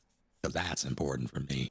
See, if I saw one of those fast zombies, fuck that. Yeah. So yeah, that's a good example. So let's use traditional zombie. Well, what makes a zombie traditional? It's used the most. Okay.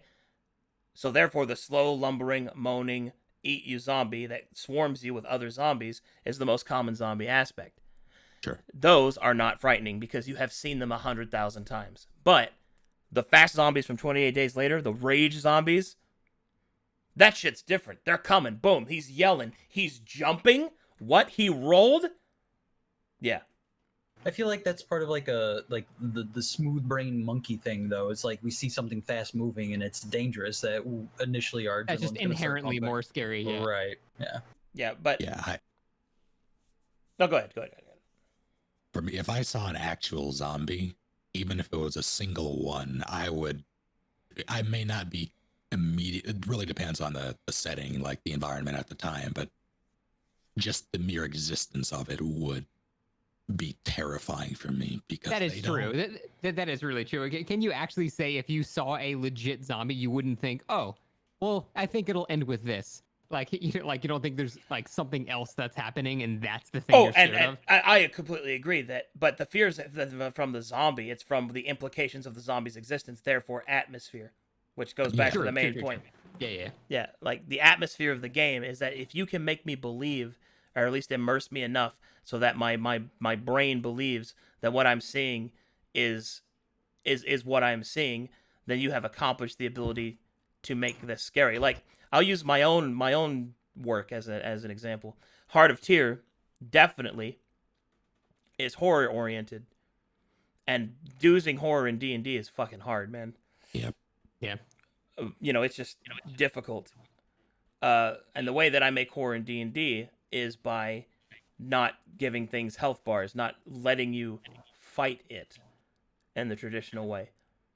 Still more unknown, yeah. Yeah, it's the or rather, it's and I also do a couple of other things, like I specifically change my tone and how I approach, and things like that. But basically, because it's different, makes it scary. At least that's what I believe, or at least what I'm trying to go for.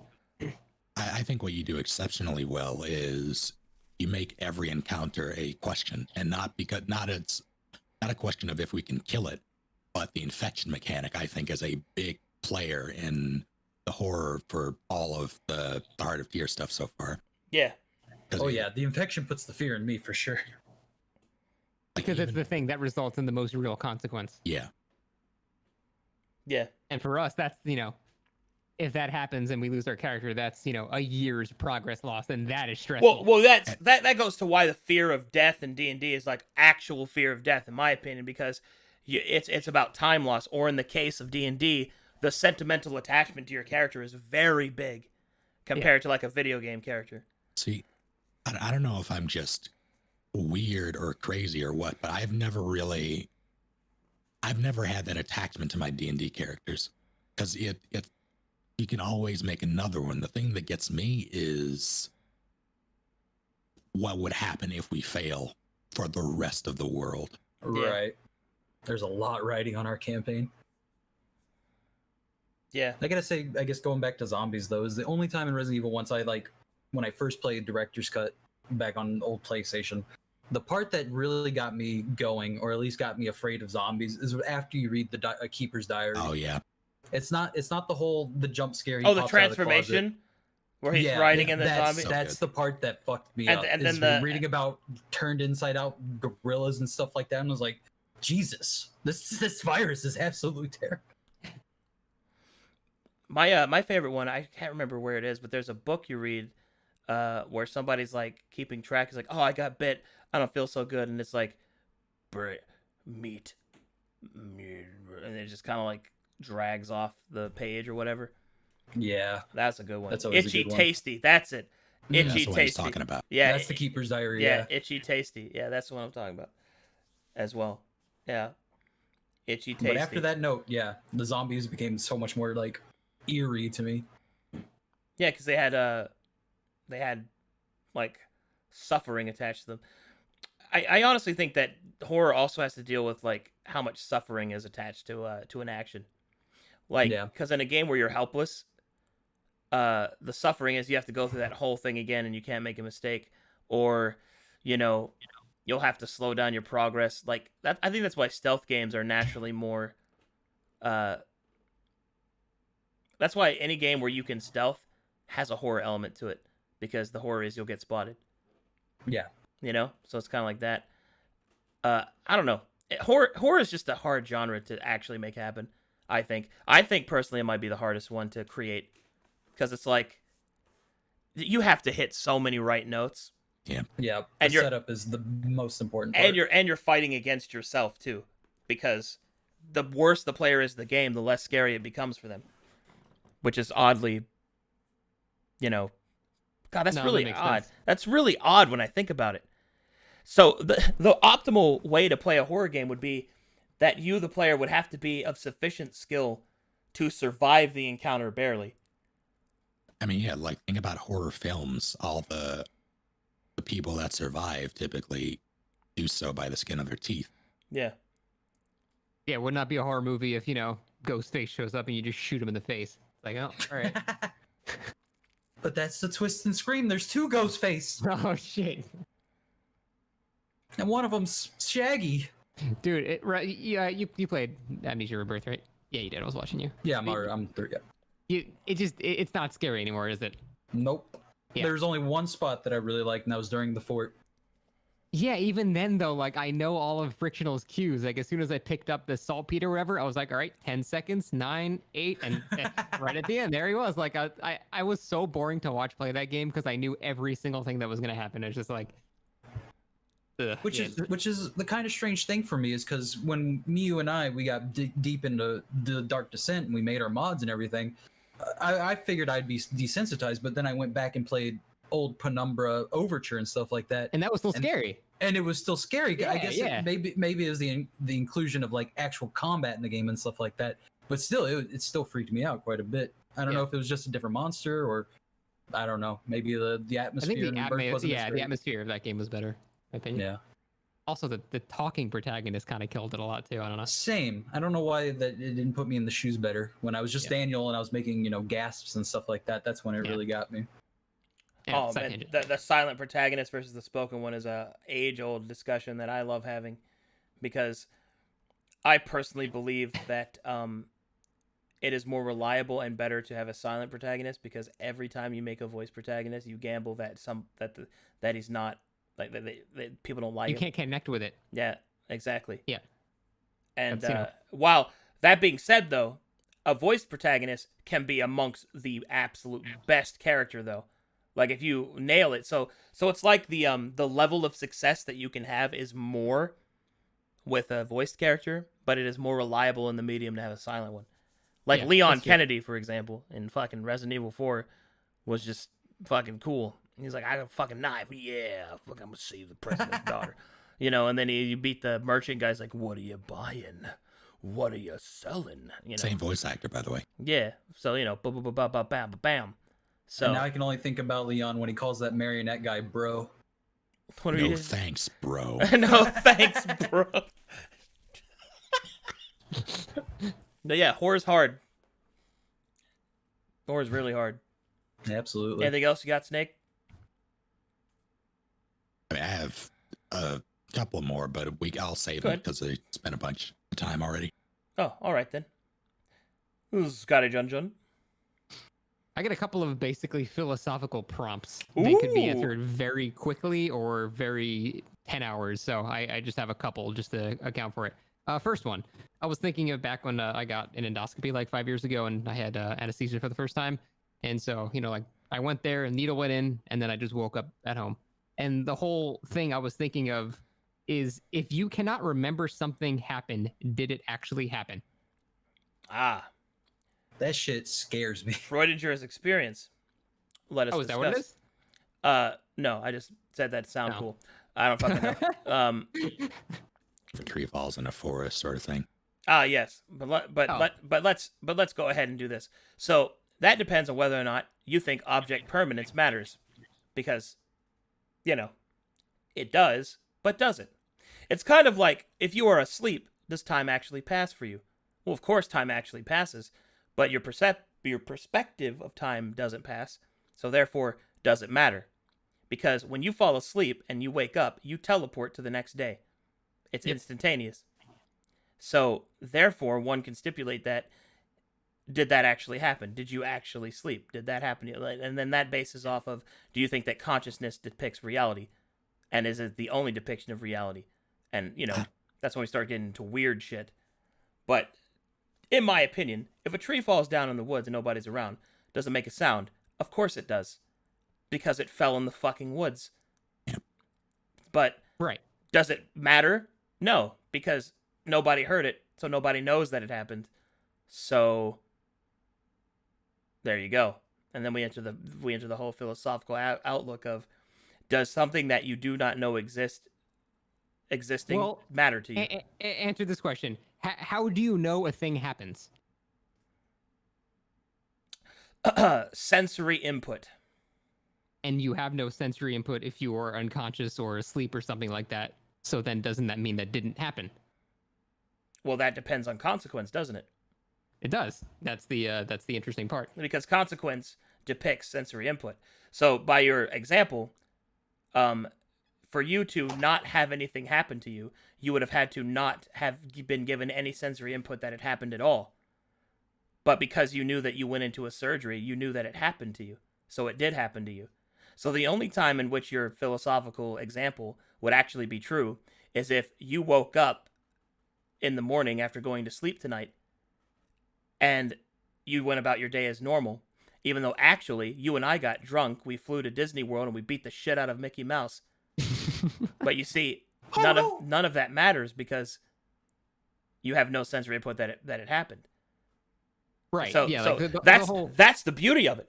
Snake could be Batman, but his damn sleep You amnesia. said it. His sleep amnesia causes him to constantly live his life as a normal man. An incredibly then- handsome man, but a normal man. But then Where is am he I? Batman in that scenario? Wake up, Mr. Wayne. So it's like the whole thing of, because things that happen are based on your perception of things happening, whether or not it actually happened. Because, like, you know, you say I know it happened because I had the surgery and then I woke up and, you know, there was stuff, but I don't know that. I'm not saying there's a conspiracy where they faked a surgery and had fake CT scans and stuff like that. Are you But sure? see, that's the thing. I cannot 100% say. I can't say I know that happened because I was not there for it, despite being there. And that's like the crazy shit. Yes. I think a lot of it is like with anything, we rely on the records of the people around us, those before us, to really fill in those blanks for anything. Like news story, like something that happens in another state, another country. We don't really know that it happens the way it's reported, but we kind of have to take it on face value that it did until something shows up to dispute it. Like, so long as there's evidence, or so long as there's not evidence to the contrary, we really just have to go with what we are told and what we know. Okay, let's look at it this way. Say there is a it's funny because Violent Death is actually a really good example of this. If that were a type of thing that could happen, like say there was a Men in Black neuralizer, that was a real thing, or everyone simultaneously that witnessed something got beat in the head. Something happened to a group of people, like say even a city, and there was something that could remove the memory of everybody there of that thing happening. Did it happen? Because there's no one to even bounce off of for that information. It really depends on what it is. Like consequence is another thing. What was the impact of what happened? Well, I'm saying, like, you know, let's say that there was a plague that killed half the city. I'm not saying the buildings are all destroyed and you go, oh shit, look, that's destroyed. Something like not necessarily noticeable like that. I mean, that would be pretty noticeable if people just, if the recorded population of a city for an entire country is like just disappears. Right, and you would say, huh, half of these people are gone, but would you say, huh, they all died of a plague? You would say that they are now gone. You would not say that this thing happened. Yeah, because you don't have that information. That right, doesn't so necessarily mean it didn't, like they weren't hit by a plague. It's just that you don't know that. Right. And I guess yeah, that's the whole thing. Go ahead, Russ. I come to these podcasts worrying about feeling dumb. I'm really worried right now. Okay, well, I actually have an interesting. It kind of goes along with that. Blown. Like an interesting follow-up. Can you ever be 100% sure of something? Yes, you can. How so? You will 100% will die. Do you know that? Do you know Yes. in 20 years someone doesn't find the secret to sustaining life forever? See, that's kind of crazy. 100% I will die. See, because the problem with that philosophical approach is that you can 100% believe in an negative to happen, because especially whenever it's a core negative, because when you 100% believe in a core negative, then you can have a realistic outlook to life. But if you are proven wrong, it is only for the positive and pleasant. So the entire point of the argument is lost at that point. Because I will 100% believe that I will die, and then if I do not die, then the point of me being wrong doesn't matter anymore. Winky face. Man, So it's go ahead. something that I guess just kind of worries me is I know some of y'all Star Trek Next Generation nerds. I know Arcadum you kind of watched, right? I have not watched any Star Trek. Oh, okay. Maybe I'm thinking of something else. But there's an episode called The Inner Light. And I don't know if anybody's familiar with it, but it's pretty much Picard. He lives an entire life in a simulation, in a sense. And then once that light's over, he wakes up, and he pretty much retains all the knowledge. And that's one of the things I guess I'm a bit afraid of is at the end of my life, am I just going to wake up as an alien? It's like going over reviewing architect like memories. Oh God, talking about when you die is a whole 30-year podcast. That's just God, I love talking about death, though. It's such no, it's interesting. It is interesting because it's the greatest mystery of all. Is Yep. What happens when we're dead? Even though if you wanted to believe science in its entirety, is that when we die, nothing happens. We rot away and are forgotten within about what is it? An average of 40 years for most people, maybe 200 if they're exceptional, 500 if they're era changing. So the thing about that is, though, there is one thing in all of existence that when I think about it, it physically causes me pain in my head. Death of the universe? No, I mean, that's pretty sick, but I'm talking about thinking about not existing. What's that? Yeah. My I agree brain with that. cannot comprehend that concept. Oh man, It's scary. I have spent many years of my life envisioning that concept because I had to come up with the concept of the violet. Yep. So I spent a lot of time sitting there thinking, what could life be if I did not exist? Would my parents have been happier? Would my sister have been unsafe? Lots of things like that.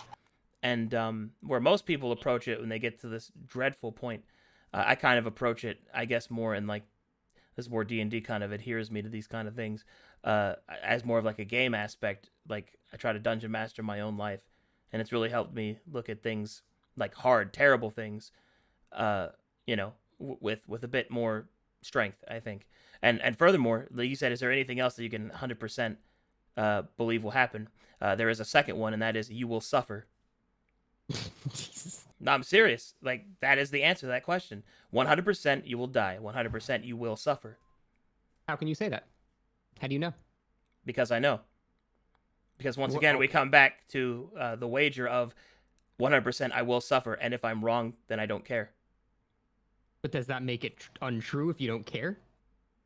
Well, see, the whole point of this is that in your synopsis of the philosophical outlook is that I would live my life differently had that 100% not been true. However, if the 100% is a negative, where the only thing from being wrong is a positive, then you would want that to happen because it allows you to be a realistic, live a realistic life, See, yet still benefit from it. It doesn't mean you know it. You're implying you can see into the future at this point.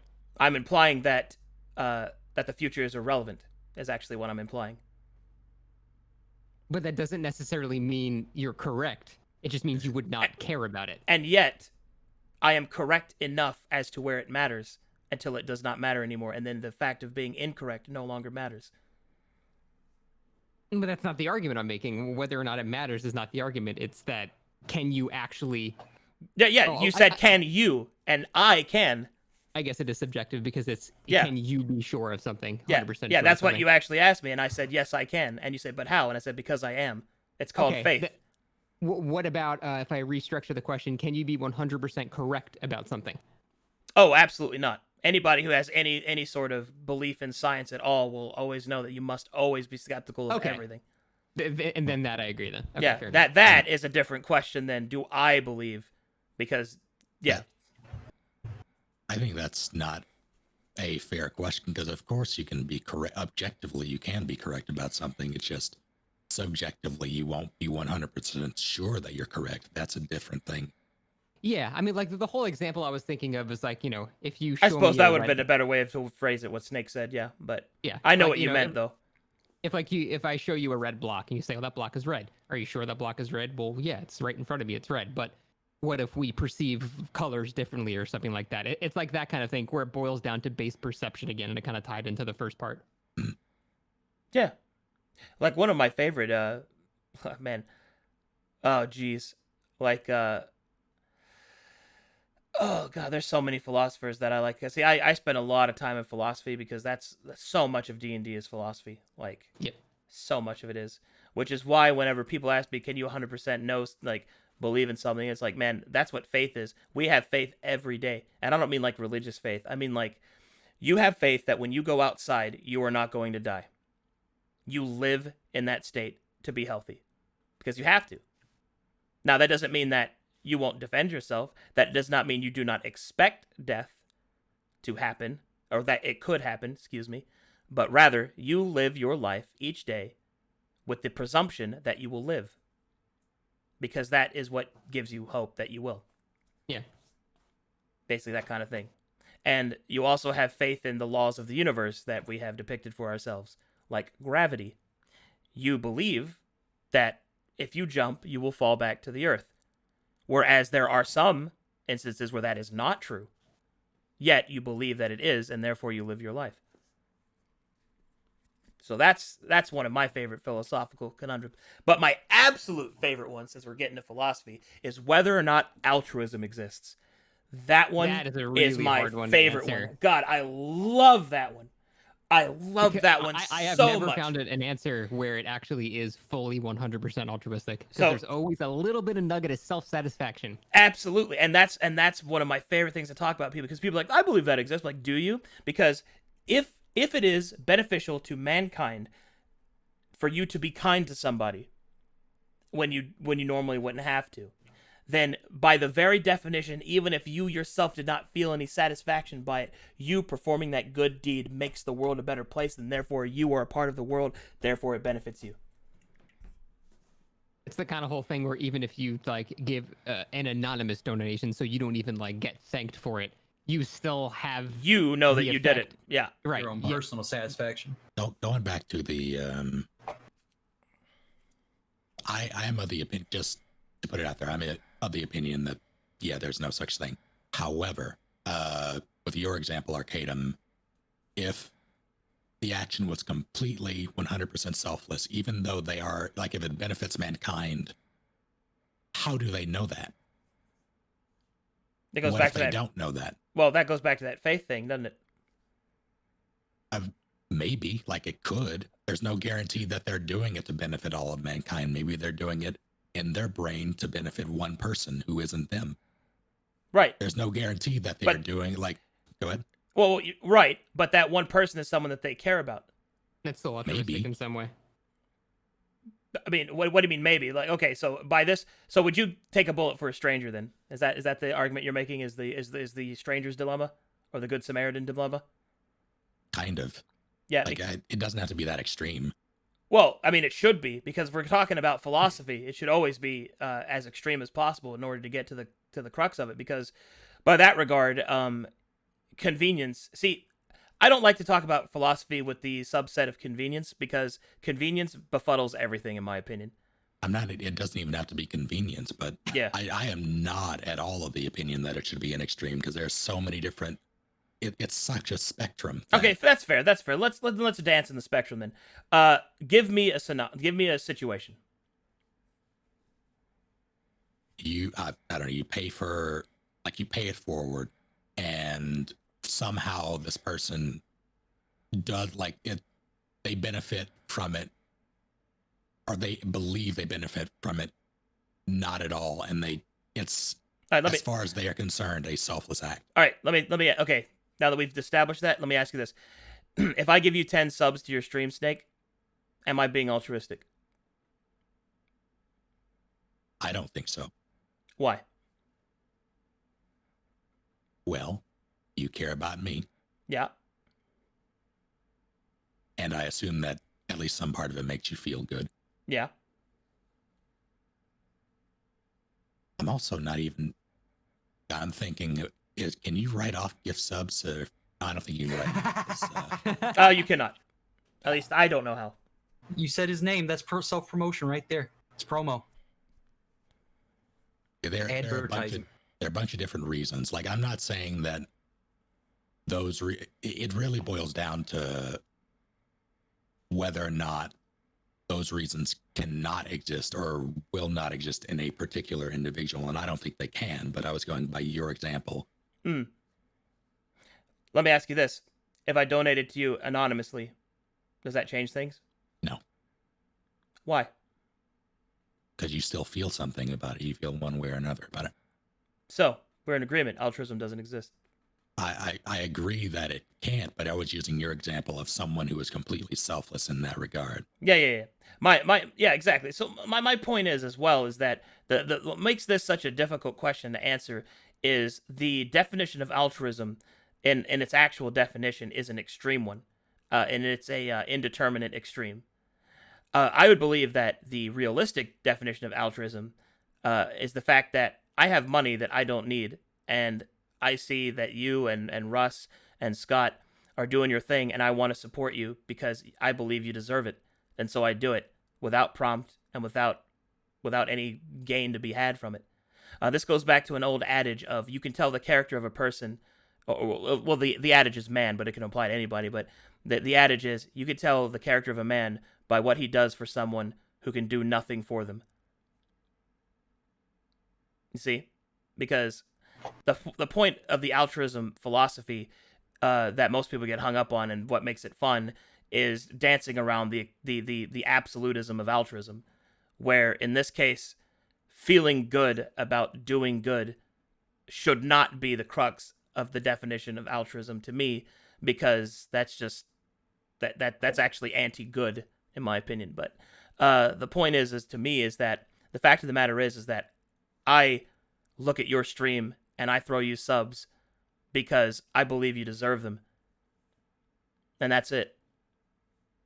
I believe that, well, now other things, obviously, because we're friends, but I believe you deserve it. Because I understand that the economy of Twitch is a thank you economy. And that if I don't do that, then others won't do that for you. And then that you will not reach your full potential that you deserve. Because, you know what I mean? So it's based on the emotion that you get from doing it that prevents it from being a fully selfless action, right? Well, I personally do it because I believe it is a form of justice. But that's a personal thing for me. Well, I was just curious, like, what about, is it possible for like a genuine clinical psychopath to do a altruistic action? Absolutely. Like, but they would not feel any satisfaction. Oh, absolutely. From it They wouldn't. In fact, and this is where we get to that weird shit. A psychopath, if they give money to somebody because they know that it will cause that person to not be suspicious of them, is closer to altruism than me gifting subs to Snake. That is a weird concept. Isn't that fucking strange? That is fucking crazy. So it's like, whoa. That's a good point, though, Strippin. Like, I think we don't like selfishness and altruism don't necessarily have to be mutually exclusive. Well, okay. But I googled altruism and it says the belief and practice of selfless concern for the well-being of others. Like separating those two things is like,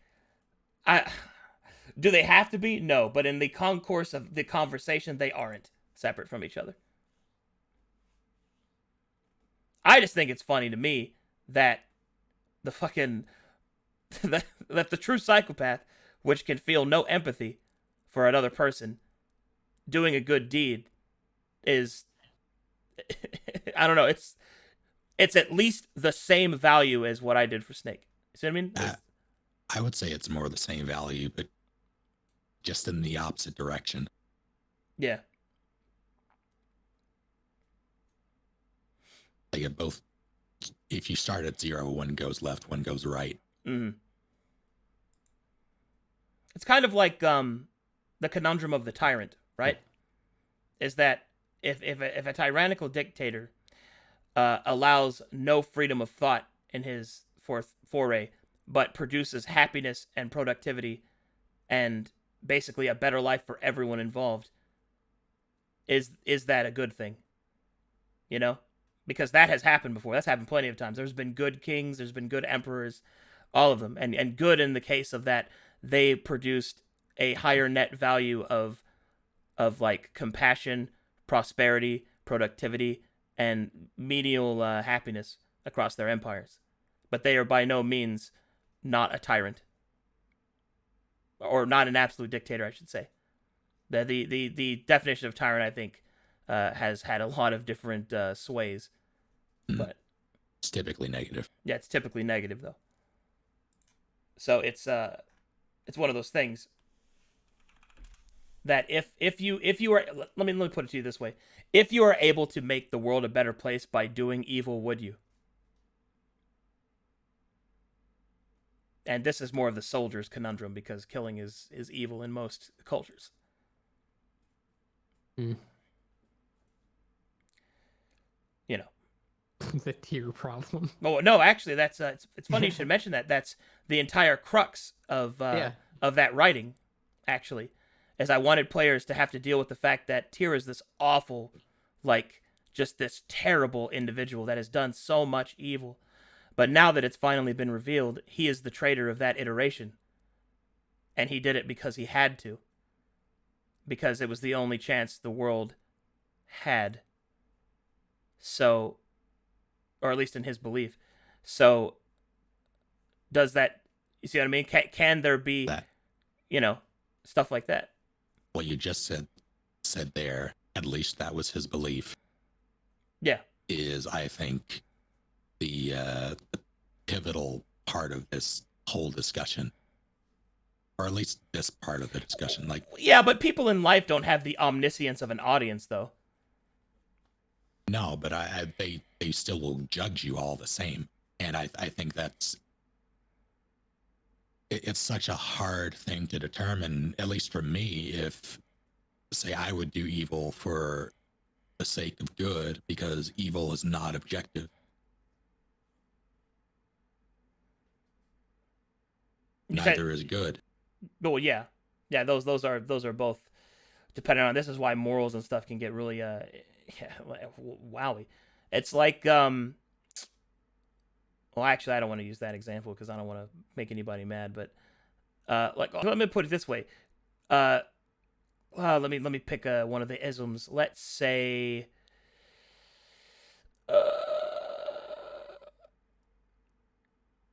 Can you have a character be heroic that has a terrible worldview, like they don't like, you know, they what's the one against the Jewish people? What's that called? Anti-Semite? Anti-Semitism, yeah. Anti-Semitism, yeah. Like, could you have a hero that was whatever the word for that is? I don't know what the correct one is. That. I mean, isn't that what they call the anti-hero? Well, possibly, but my whole point is, can a character like that be heroic? I feel like heroism is determined by the people around you more than it is determined by the individual. So yes, if the people don't know those views that the person holds, absolutely. No, I mean, no. I mean, they hold them. Or better yet, let me turn this on another crux. The very people that they have that prejudice towards is the people they are dedicated to saving through some other circumstance. Are they aware of it? Yeah. Can they be heroic? To who? To the people that they're saving. Probably not. Why? Because despite their actions, the motivation is important. And it's very, very difficult to separate action from motivation. And I don't think it should. And now we enter one of my favorite debates. Before you just give me like 10 seconds to change my headset better. Oh, go ahead. Oh, man. Now we're getting to that good shit. Because one of my, in my high school writing class, I wrote a story about like my free writing class. I wrote a story about a Nazi guard who saved a bunch of people in his like Jewish encampment because he hated the guy that ran it. And the reason that I did that was because the point of the subject was, can you write an evil hero? So that's what I wrote. And my English teacher, Mrs. Rosell, talked to me about it after class, about whether or not I really believed it, because I think she was concerned about some stuff. But I tried to write it the best that I could. You know what I mean? Yeah. Because it's like, man, the crux of what is evil and what is good to me is something that I really play with as a writer a lot, especially in D&D. Because, oh man, let me tell you guys something right now. Okay? That if you put a player in a position where they can do something selfish, they fucking will. So, like, I have seen people do stuff that, man, you would think they would never do, that they themselves think they would never do. I have watched them sacrifice integrity in a second if it meant that they could get power. You know what I mean? Yeah. But they would use that power for good, but they would still need the power first. So it's like, it's one of those things. Anyway, are you back, Snake? Yeah. Okay, so my whole thing is that, and this goes back to the story that I wrote in high school, is that if somebody who is an anti-Semite, now obviously this is a very specific situation, but we needed one to really get the point across, that an anti-Semite, is that the right word? Yes. Am I using that right? Okay. An anti-Semite who specifically saved only Jewish people because he hated his boss. Is that person not heroic to those people that he saved, even though they know he is what he is? And he does not try to do it. And my indication of that is that I challenge that they would say that he's not, because I believe that people look at their own personal needs past prejudices. So I think that if somebody did save them, they would certainly see that person as a heroic figure. They may even forgive him for his views. What I think would happen is what we see a lot of in the world just throughout history, in that people will take those actions as a change of heart towards them. They'll take it as a, well, he saved us, so he can't be anti-Semitic. And that's one of my favorite cruxes of this argument, that the fact that these heroic actions are happening means that the belief can't be true. Because the idea of believing that somebody would think that way about somebody, yet go through great risk to protect them and save them, leads me to one of my favorite discussions, and that is the Dark Sentinel. I love the Dark Sentinel discussion, because this is specifically a discussion as to whether or not the devil can save the world. Can Satan save humanity from a terrible fate? And that is one of my, oh God, I love it so much. It's one of my favorite cruxes. It's one of my favorite things to write about, because it is just some crazy shit. Because what I find more often than not, it isn't the discussion as to whether or not they can, because that's never the debate. The debate is never whether or not the person would, because we all can come to the agreement that a motivation could be strong enough to overwhelm prejudice. But the idea is that person depended on? Is that person considered a guardian? Or are they considered an enemy? And man, that's some good shit. I love it so much, man. Oh God. Love it so much. Because if you really want to sit down and kind of hash out some details, Batman is one of the most evil superheroes that you'll see. Like, he hurts people. He doesn't kill them, but man, you watch. Obviously, I don't count Silver Age comics, because they don't know. That's a different time. They were still trying to figure out what a superhero was. But like, Batman breaks people's arms. He shatters people's spines. He fucking causes brain damage. Batman fucks people up, dude. There are people that, like, he fucks them up. He doesn't kill them, but he puts them in tubes and shit. So, and Batman is doing it illegally, by the way. Because vigilante justice is illegal, and he's doing it for personal reasons, because of what some people did to his parents. In fact, I would dare say that it is Batman's prejudice of the criminal person that is leading him to combat them. Yet he is viewed as a hero, even though what he is doing is led by prejudice, not justice. And Batman is very clear on that, because it isn't justice that guides him. It's vengeance. And anybody who's an actual fan of Batman will see that, because all of the origin stories depict that very specifically. That's why he's called the Dark Knight. The only difference between him and the Punisher is that the Punisher will actually kill people. Also, hello, Quarter Jade. Thanks for the raid.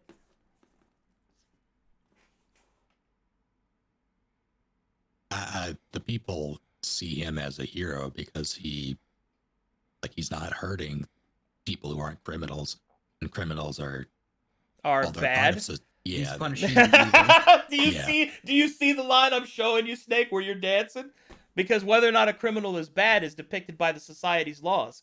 Exactly. Or more importantly, by the society's outlook. Because I can tell you that not all criminals are the same, and those that are criminals can be falsely accused.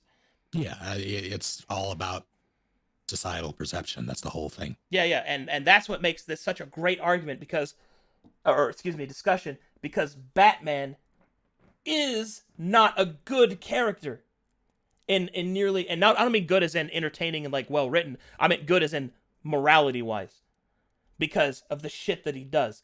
In fact, if you looked at what Batman does in any other aspect, he's the bad guy. He's the bad guy. But it's because we as viewers have the omniscient view, as readers and whatnot, to see the circumstances behind it, which can justify what he does and therefore put him in a heroic light. Now, granted, I'm not counting like Justice League Batman, because, like, oh God, I'm talking actual Batman where they stay close to his actual origin and they don't try to sugarcoat it. Right. Sugarcoated Batman is bad Batman. Real Batman is, I'm in the tunnels, I'm beating the shit out of this guy, he specifically uses fear and intimidation to get what he wants out of people. That's a tyrant. That's not Superman. That's not fucking the Flash. That is that dark shit. And that God, you were like the J. Jonah Jameson in the Batman world right now. Well, I'm sorry. I know. I'm He's a just. tyrant. No, well, I'm just saying that that's why I find his character so interesting to me. Is that you can write a character that is a bad guy by most accounts, and still good, and still he would be celebrated as a hero. In fact, he would be celebrated as one of the greatest heroes. Now, granted, you could argue that falls under Machiavellian philosophy, and you'd be true, and you'd be right to, I think, to the most part. But that's not the point. The point is that through the eyes of culture, a person who does bad things can be good. Because if that wasn't true, Batman wouldn't exist. I don't know if I agree with that wholesale. I get what you mean, but you have to consider that the people judge those actions. They don't view his actions as bad. So we can say, well, which judgment, people? When you say people, who do you mean? The people he protects. Right. Those are the people whose opinions matter for all intents and purposes when it comes to the narrative and even just like the city in that universe. Right. So the Jewish people from the earlier example would celebrate. Yeah? From the people he protects. See what I mean? Not it the motivation there is completely Pretty different. selfish. Like it's They don't know his motivation though. if they don't know his motive, that was a qualifier I asked earlier. You said they did. If they don't know his motivation, then yeah, they would see him as a hero eventually. Oh, okay. In some capacity. But if they do know his motivation, they will not, or at least they'll either see it as He's only doing it to up his boss or whatever. Yeah, they'll see the reason why, or they will write off why and assume he's an ally. Well, let me throw it to you this way: the audience knows, but they still see him as a hero. The omniscient audience would see what his motivations are. Is that still a heroic character? For Bruce Wayne specifically? For both of them comparatively. Because the people that he's saving, they don't know, they just think he's a crazy man in a bat suit running around doing, like, beating up people, right? But he's still saving them, and they might be grateful to him. They might even celebrate him. They might even whisper his name and hope that he's doing well. But what about the other option? And furthermore, I would say that those people would say the same thing because they don't know that he actually hates them and despises them. And then we come back to the crux of we, the omniscient viewer, or reader in this case, know what both of their motivations are, but yet one is heroic and the other is not. And my question is why? I mean, it's pretty, well, maybe not simple, but it makes sense to me because on the one hand, what Bruce Wayne does, we view as heroic regardless of how it leaves criminals because of how we view criminals as a society, especially the ones in that universe. Yeah. The criminals in there, like the thugs for some of the rogue gallery, they do some They're pretty bad. shit. They're pretty bad. Yeah. Yeah, they're pretty bad. Like it's a comic book. Of course we're going to maybe not excuse his actions the way he savagely beats them, but at least go, could be worse. Or they had it coming. Yeah. Whereas being a part of a regime that slaughtered millions and then having a change, well, not even a change of heart, but doing a good deed to stick it to your boss, there's no way that's the same. It's not comparable. Right. And so we get to the point that I was hoping that we get to, and that is the definition here is that the motivation is the key. It's not actually what's happening. Yes. And now we come to the point, can a Dark Sentinel exist then? Can a person do things for the good of all, or for good, period, and yet have dark motivations and still be considered a guardian or a positive force? I think it really depends on if the public en masse knows of his dark intentions or his motivations. And thus we come to it. of why Batman wears a mask. Small detour, but Big I know- claps all around. We get fucking love that I love that discussion so much. I know that Batman is a very lawful guy, like not concerning himself. but- Principled, not lawful. That's the difference. Right. All right. Is there ever been an instance where Batman punishes someone when someone had to commit crime and necessity? Oh yeah, there's an entire Well- series about that. Hell, He's also. you could even go say ahead. that the Joker does that because he's insane. The Joker is insane. He does things not by his own will, if you judge insanity in that direction. In fact, that's what makes Joker such a great foil to Batman, is because he's bright, colorful, cheerful, and innocent in a way, whereas Batman is the exact opposite. I know there have been multiple instances of him looking at the motivations of characters and basing his actions on that. Yeah, He just doesn't do it too often when it comes to street level thugs. right, because they're not cool enough for tokens, Yeah. you know. Or, in my personal opinion, here's a better one. Mr. Freeze is probably one of the best Batman villains because the reason that Mr. Freeze does what he does is to save his wife. Like, That's selfish. yeah, but he does bad things to do that. Yeah. Wasn't that an initial thing? Or was that That's like his main constant thing. motive? That's his main thing. Yeah. Has that persisted? Because I would Yeah. have. Okay. At least I'm pretty sure. I might be. I mean, I wouldn't consider myself a master of comics, but I'm pretty sure that's Mr. Freeze's whole concept. I know that was a start, but I didn't know if that persisted throughout all of his actions across multiple comics and that sort of Let me thing. just go check real quick. And when I say his start, I don't mean like his origins and then like that continuing in other runs of different comics, but I mean as specific runs of comics went on when he was introduced, did his motivations change from saving Nora to just being a villain out of spite?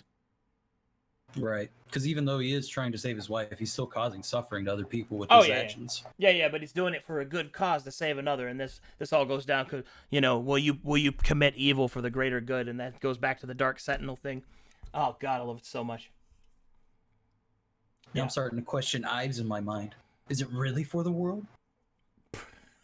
Who knows? Man, I like it. I like it. Oh man. And that's why you can't be 100% sure of anything. I know. You said these questions be answered real quick. Here we are. No, that was good I mean, when shit, you talk dude. about philosophy, it's gonna go places. It's just Oh, happens. absolutely. Philosophy yeah. is fun, dude. Like, philosophy is so That's much the fun only to part talk of about. college I liked, my philosophy classes. Yeah. Hey, Moon. Yep, it was revealed today. Good shit, my dude. But Begrudging clap. Well done. He was right all along. well, he played longer than everybody. It makes more sense that he'd get closer to it. Yeah, I guess. Yeah, I guess. But yeah. But should I ask? Because I missed it. Oh, today on Shadow of Tyr, a bunch of big lore drops were made. One of the few individuals that can speak about the enemy without recourse was able to reveal some things, and it revealed what the broken covenant was, and that was the covenant of mercy. And before this, when I was asked, Arcadum, what's the broken covenant, and I told people, I have been telling you, like I have already told you what the broken covenant was, and that is the time for mercy has passed, which is what I say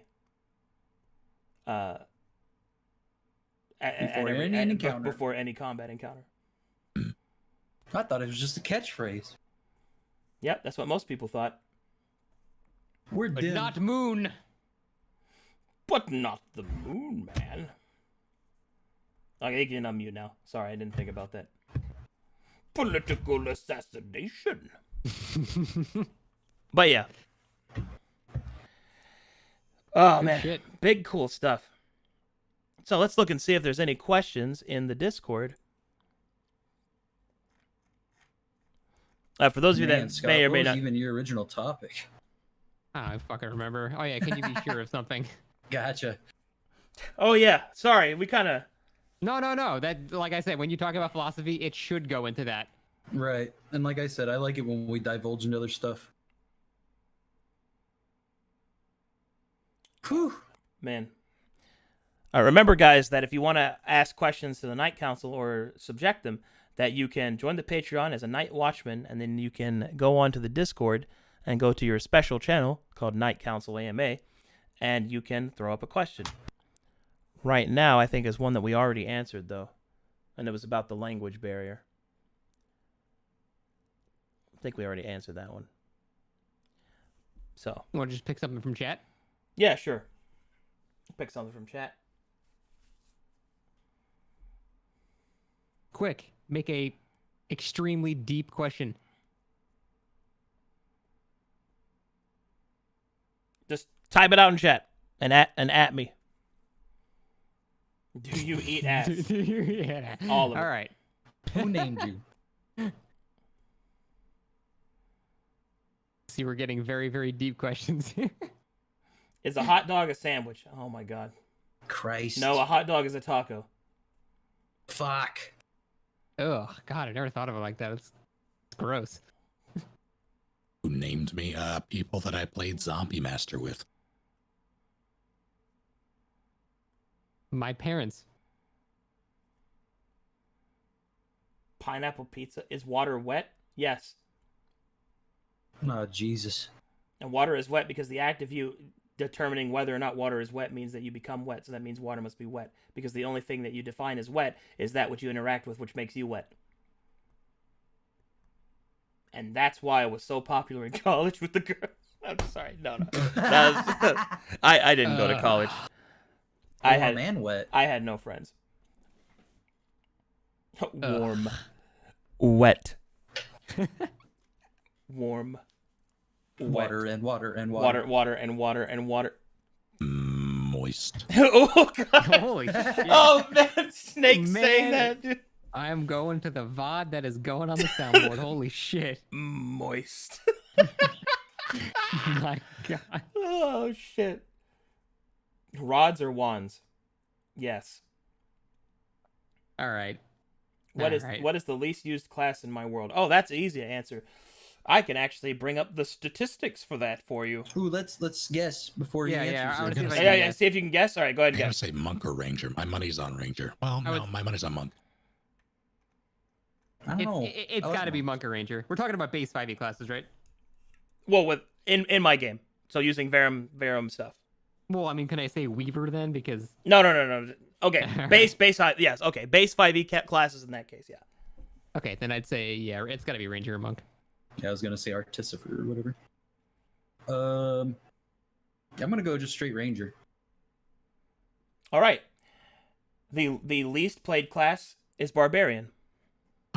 Really? Wow. The second Barbie's least pretty decent. Yeah, it's a real good the choice. second least played class is Sorcerer and Monk, Hey, Wow. and the third least played class is Wizard. who the fuck? Where are these Rangers? I haven't seen any Rangers in any of your games. There are guess actually 22 Rangers, which is medium In the living world or in the in living your stream world. games? In the living Okay. world, Oh, which okay. the stream games are included in that.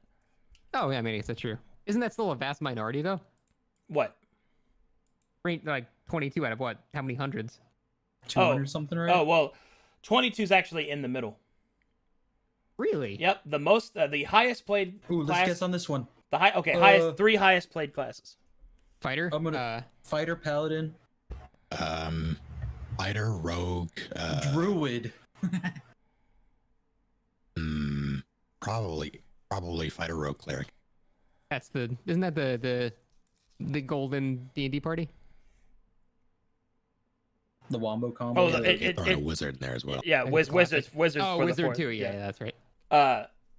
Okay, so the most played class is Paladin. Really? Yeah, the second most played is Cleric, Shit. and the third most played is Fighter. Makes sense. Marshall boys. Dude, I have a min-maxed bow fighter ready to go. For the next hot campaign, whenever that happens. Hot, spicy he campaign, is, bro. He is min-maxed. Oh, Oh, he's bleh, bleh. He starts. So before we unveiled the Lorita connections, I built a fighter or rather a warlock that worshipped Lorita just as a secondary. And every time I do something like that, it always winds up relevant, and I hate it. What's your opinion on min-maxing? One of my favorite things to talk about. My opinion on min-maxing is every single person is a min-maxer. Nobody makes a character that is bad at what they do unless that's specifically the point of role-playing it. I would say if they're inexperienced, they might do that. Well, that was my. You cut me off before I could finish. That was my next bit. My bad. The only thing that makes the difference between a min-maxer and a non-min-maxer is experience. So ideally, as a DM, you would give the people without experience, and then they catch up to everyone else. I know there have been characters that I have made, and I know other people who have done this as well, who have made characters that are somewhere in the middle but allow for more role. Like there's so many different types or so many different ways to play the game that focuses can be spread out. So people make sacrifices for, say, role play shenanigans and more flavor abilities and text than actual like martial prowess. But you consciously did that, yeah? Yeah, it's always a conscious thing. So therefore, you min-maxed for that. Yeah, that's my whole thing, is that the difference between min-maxers and non-min-maxers are people that are trying to accomplish something with a character, and then the people that are trying to do the same thing, but don't have the experience to do so. So, that's the whole... Did you have any non-min-max characters in 7 years? Yes. Yes, I And did. did they die? Yes, they did. Yes, they did. And the reason that I did that is because when I was playing Pathfinder, what I discovered was there were more people that were proficient with the game than that there weren't. And the people that would want to play in my soul-crushing difficulty game, as I put it, whenever I advertised it, were going to be people more experienced with the game. And that, in the end, a person who is inexperienced does not stay inexperienced. They become experienced. So therefore, designing the game only for inexperienced players was not the best move, because I would be designing it for a minority that was diminishing. So I designed it instead for the people that were experienced. And I think that was the better choice. 100%. Yeah. Clap. Any good way to limit metagaming? Make it a part of your world. That's what I did.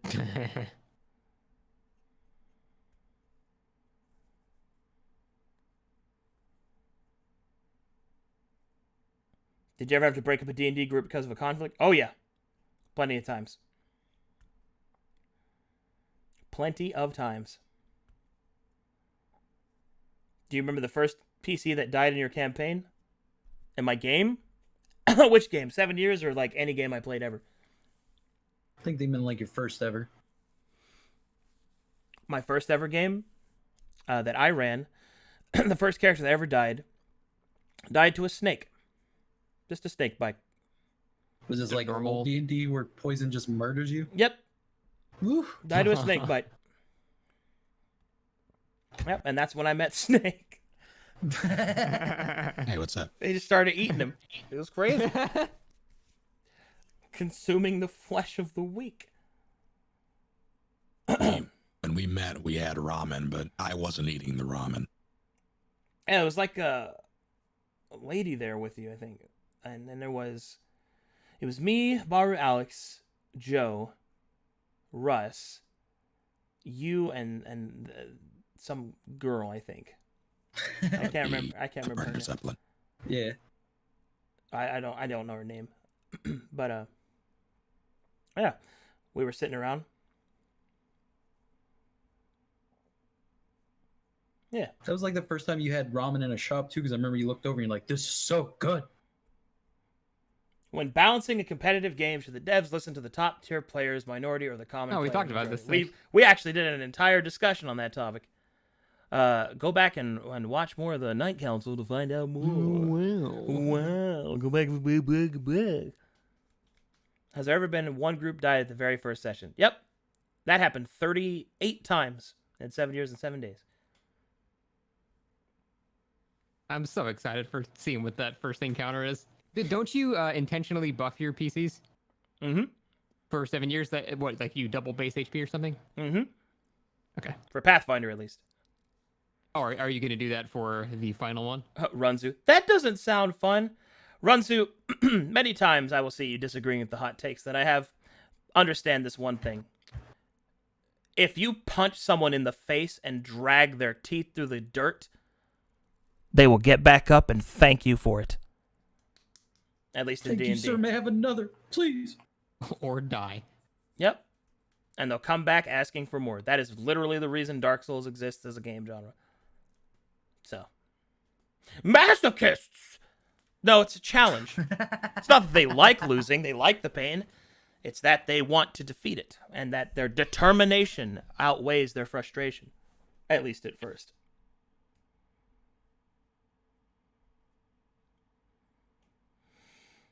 What are your thoughts on Okami? I don't know what that is. It's a game where you get to be a dog. There's a bark button. Can you pet yourself? No. You cannot pet the dog in the game, Okami. Because you are the dog. Thoughts on permadeath in games? It's awesome. Absolutely. There always should be a start and an end to a character. Can And y'all permadeath is explain not emote bad. culture? This guy has asked this question 9 times. Emote funny, sense of community. Clap. Kappa. Just his Sub to smile. me and I'll tell you more about my emotes. Yeah, it's interesting. Like I don't really use them terribly often, but I appreciate that they exist. Yeah.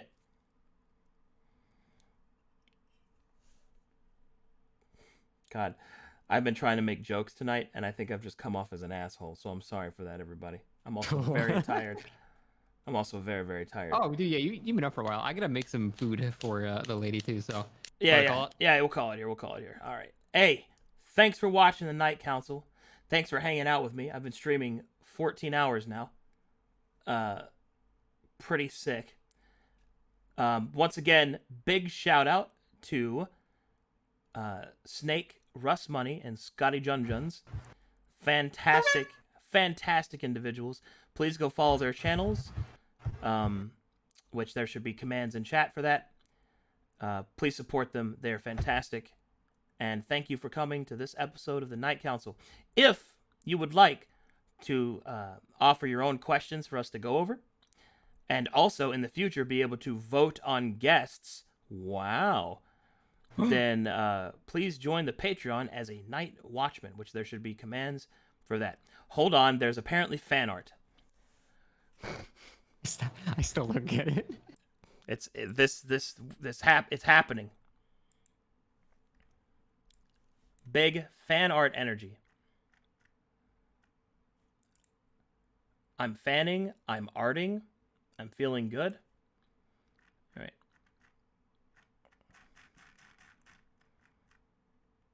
Side note, I'm just scrolling through and I see Buff from Mog, and holy shit, that's burned in my memory now. Oh I god. saw that too. Okay, first up we have a gravestone depicting that I had died. He was a good DM, but Summer never DM'd him. Yep. It's Buff Ramog. That's not quite that fan art. Should we be seeing this? Yeah, I'm putting it up on stream. Oh, I'm a gigantic moron. Oops. Wow. Oh, like you've been streaming for 17 This man days. needs some sleep. Yeah.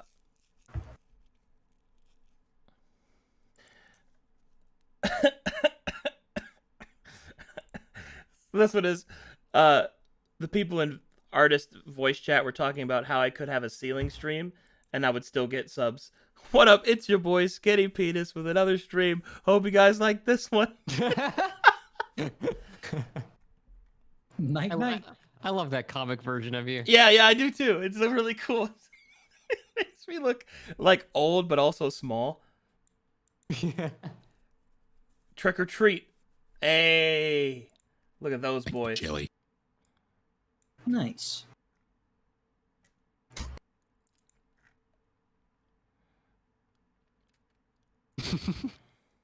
I can dig it. Seeing the world through Arcadum's eyes. A bed. Also a bed. No fear. DMCA claims. One fear. Oh, that back and forth. Well, you see, no, go on. No, it's fine. No, please. We're too polite. Fuck. The caption is me halfway through the podcast. What the fuck? Doctor with an anesthesia needle. Scott.